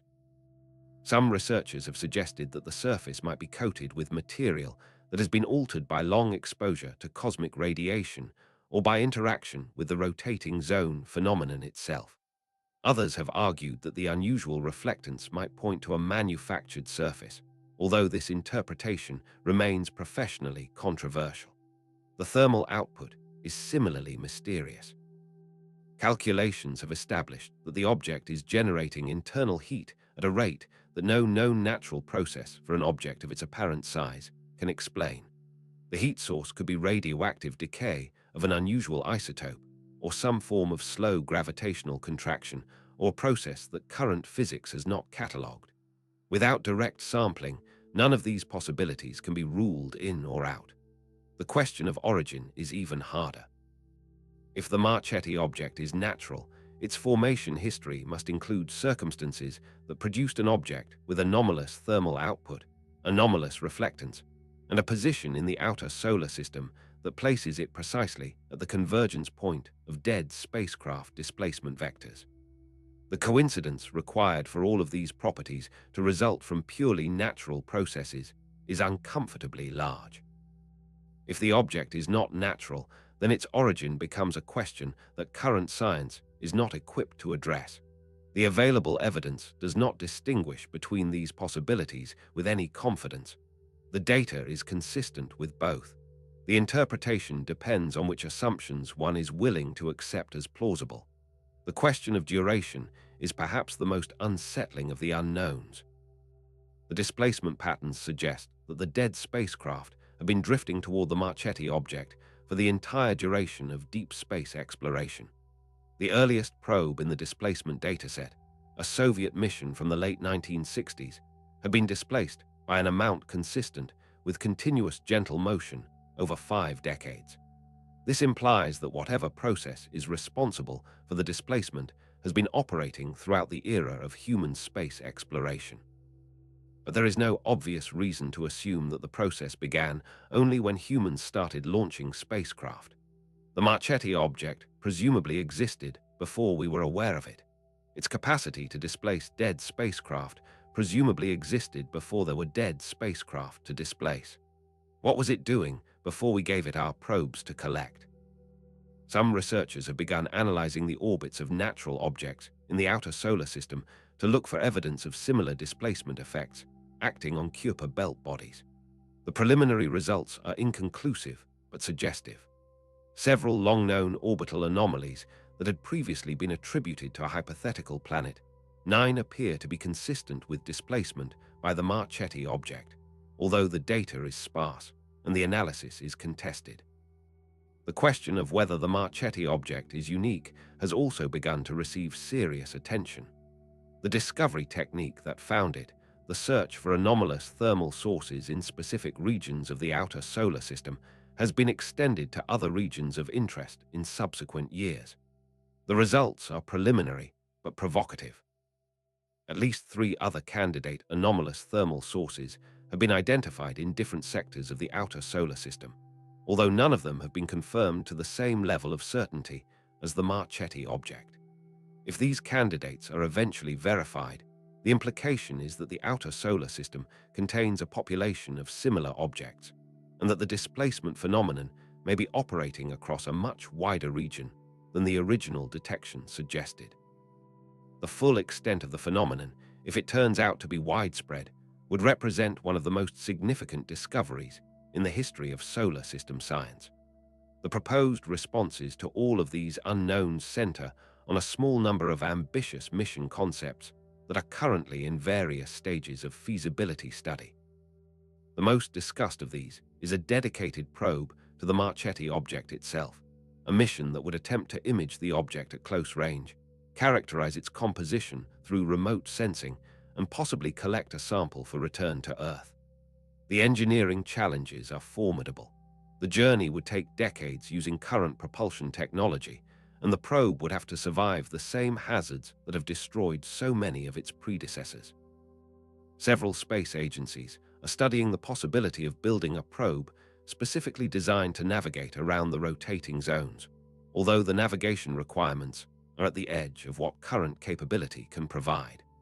The probe would also need to be capable of independent operation in the event of communication failure, which is now considered a likely possibility for any spacecraft attempting to approach the object.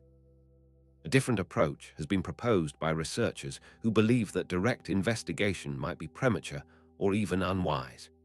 This group has advocated for a long-term passive observation program that would use ground-based and space-based telescopes to monitor the Marchetti object continuously, looking for changes in its thermal output, its position, its rotation, or any other detectable property. The argument is that we should learn as much as we can from a distance before committing to a direct mission whose outcome we cannot predict. This approach has gained traction among scientists who are uncertain about the implications of sending an active spacecraft toward an object that has been collecting dead spacecraft for decades. The reasoning is conservative but defensible.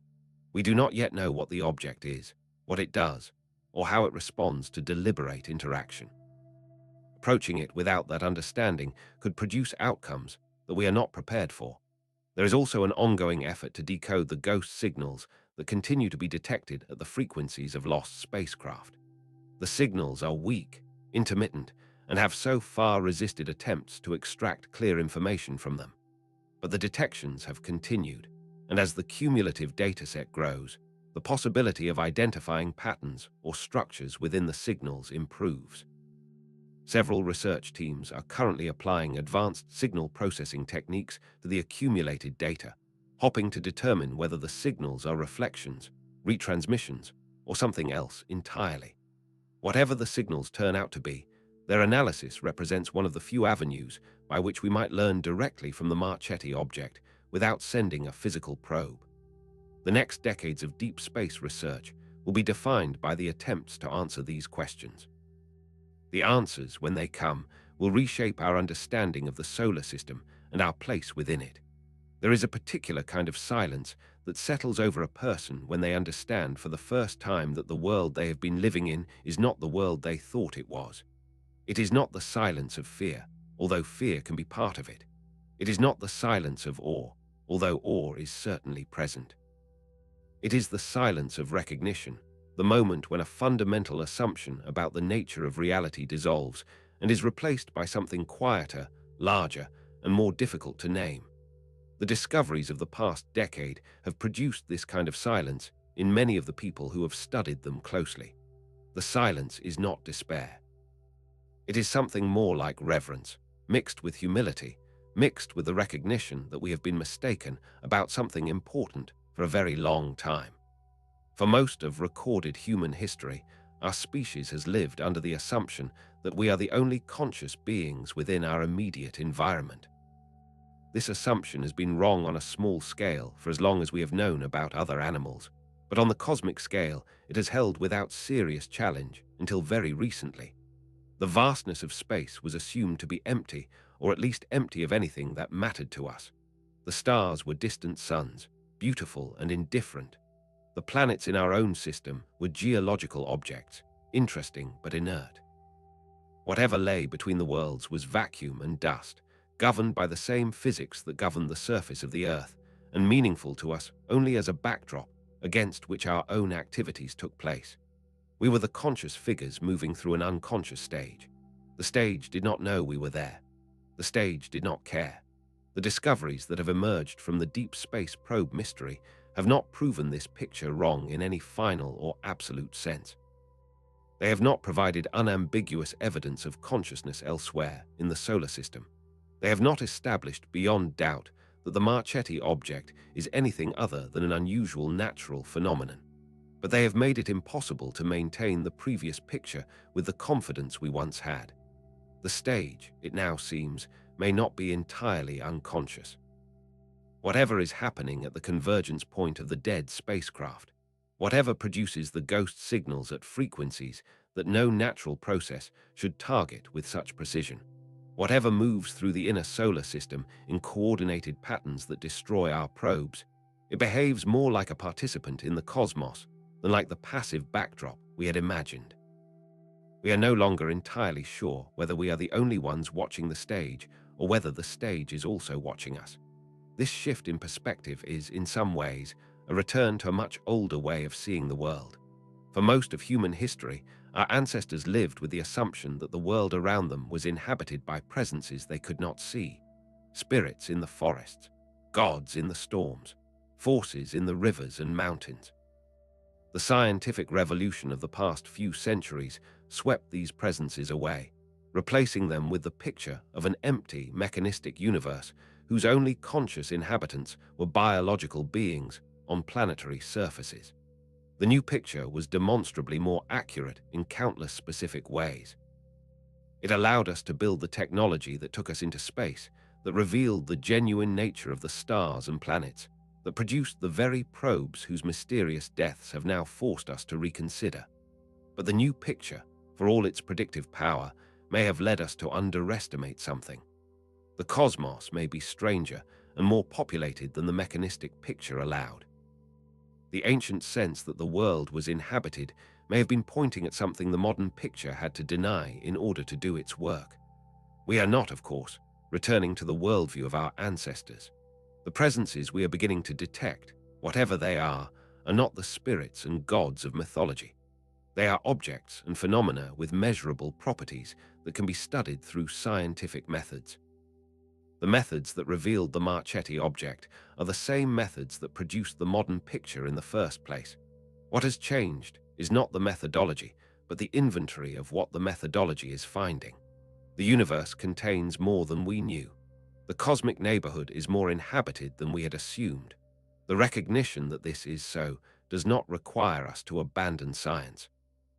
It requires us to expand it, to direct it toward questions we had previously been unwilling to ask, and to accept that the answers may transform our understanding in ways we cannot yet anticipate. There is something deeply humbling about the realization that we have been wrong for so long about the basic character of the environment in which our species exists. The wrongness was not the result of stupidity or carelessness. It was the result of looking carefully at the available evidence and drawing the most reasonable conclusions from it. The evidence pointed toward an empty cosmos because the evidence was incomplete. The cosmos appeared silent because we did not have the tools to hear what was actually present. The discoveries of the past decade are not just discoveries about deep space probes. They are discoveries about the limits of our previous certainty. They demonstrate that the universe is capable of hiding entire categories of phenomena from us, not through deliberate concealment, but through our own inability to recognize what we have not yet learned to see. This recognition has implications that extend far beyond the specific question of what the Marchetti object is. If the standard picture of the solar system was wrong in the ways we have now discovered it to be wrong, then other standard pictures may be wrong in ways we have not yet discovered. The universe that we currently believe ourselves to inhabit may differ from the actual universe in ways that we cannot yet perceive. The discoveries that lie ahead may overturn not only our understanding of deep space, but our understanding of physics, of consciousness, of life itself. The pace of those discoveries will depend on our willingness to follow the evidence into territory that our previous assumptions have declared off-limits. The willingness, in turn, depends on a kind of intellectual courage that the scientific community is only beginning to muster. For each of us, the implications of all this are different. Some will find the new picture frightening, a reminder that the universe is larger and more dangerous than we had been told. Others will find it exhilarating, a reminder that the cosmos is more interesting and more open than we had been allowed to believe. Most will find it some combination of both, and will carry that combination forward into the ordinary business of their lives. Looking up at the night sky will not feel quite the same. The stars will be the same stars, but the spaces between them will have acquired a new texture. They will be filled with possibility and with presence and with whatever lies behind the discoveries we have not yet made. The silence of the cosmos has been broken. Or rather, the silence of the cosmos has been revealed to have been only our deafness all along. The conversation has been happening. We are only now beginning to hear it. Somewhere out there, drifting in the cold between worlds, the spacecraft that fell silent over the past 60 years are still moving. Pioneer 10, which lost contact on that quiet November night in 2003, is still out there, still slowly drifting under whatever influences are guiding it.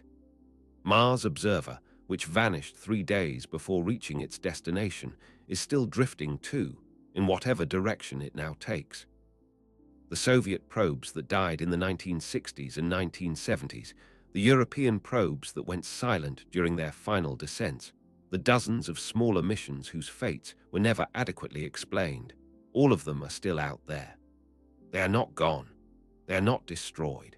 They have simply joined whatever process has been operating in our cosmic neighborhood for longer than we have been aware of it. They are, in some sense, the first generation of human-made objects to participate in a phenomenon that the rest of us are only just beginning to understand. When we began this exploration tonight, we started with a simple question. Why have so many of our deep space probes gone silent? The answer that has emerged piece by piece across the discoveries we have examined is not the answer that anyone expected. The silences are not random.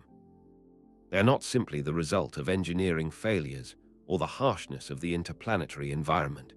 They are connected to a pattern that we are only beginning to map, a pattern that includes lethal zones rotating through space, ghost signals echoing at the frequencies of the dead, displaced spacecraft drifting toward a specific point in the outer solar system, and an anomalous object that should not exist where it does.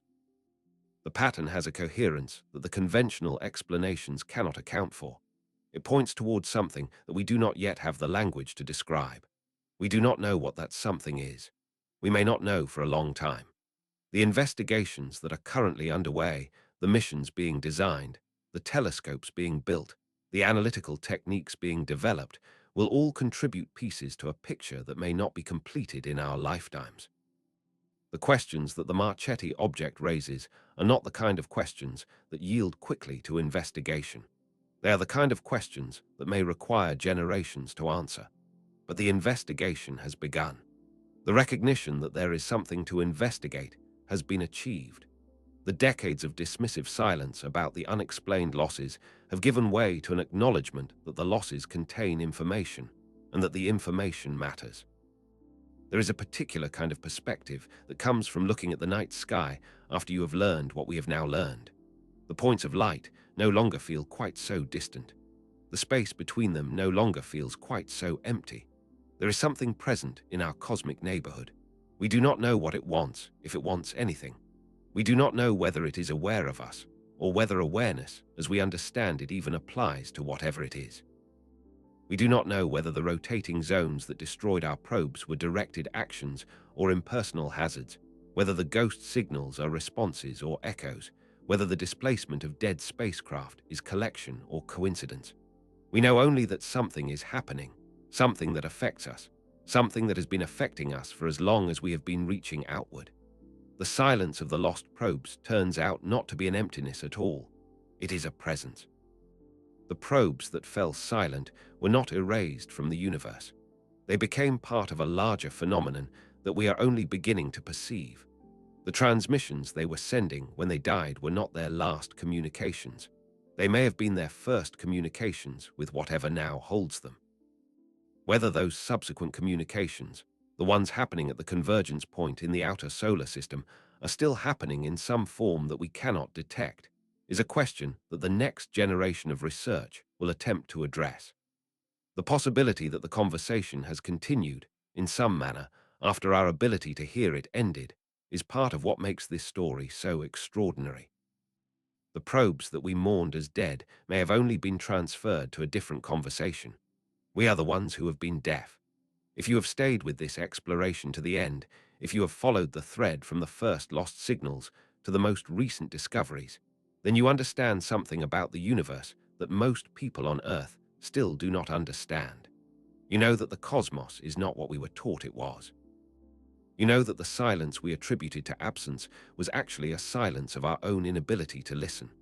You know that the boundary between the natural and the artificial, between the known and the unknown, between the dead and whatever lies beyond the simple categories of dead and alive, is much more porous than the modern picture allowed us to believe. This knowledge is not yet widely shared. It is held by a small community of researchers, by the small number of curious viewers who have sought out this material, and by the inheritors of the missions whose silences first opened the questions. You are now part of that community. If this exploration has meant something to you, if it has changed the way you look up at the night sky, if it has given you a sense of the strangeness and the wonder of the universe we actually live in rather than the universe we were told about, then take a moment now to like this video. Hit subscribe so that the next time we explore one of the deeper mysteries of space and time, you will be there to receive it. Share this with someone you know who would want to understand what we are now learning about the cosmos. The audience for stories like this one is growing because the discoveries themselves are growing, and the time is coming when these questions will no longer be the province of a small specialist community, but will be part of the common understanding of what it means to be alive in this century. Helping more people find these explorations is a small act, but it is the kind of small act that compounds over time. Leave a comment with your own reflections on what we have explored tonight. The conversation in the comments matters, because the conversation in the comments is, in its own way, part of the work of figuring out what to make of the universe we are now discovering. For now, the lost probes drift on. They will continue to drift, slowly, gently, in whatever direction the unknown processes of the cosmos are taking them. Some of them, perhaps, will reach the Marchetti object eventually, the way the early ones already have. Others may never arrive at any final destination, joining instead the ongoing structure of a phenomenon whose shape we are still trying to perceive. Above us, the night sky holds its patient configuration. The stars wheel through their slow rotations. Somewhere out there in the dark, something is watching or moving or simply existing in a way that we have not yet learned to recognize. We are alone or we are not alone. We are observed or we are not observed. The universe is silent, or the universe is full of voices that we cannot yet hear. But the silence is not what we thought it was, and neither is the universe. And neither, finally, are we. Thank you for watching. We will see you in the next exploration.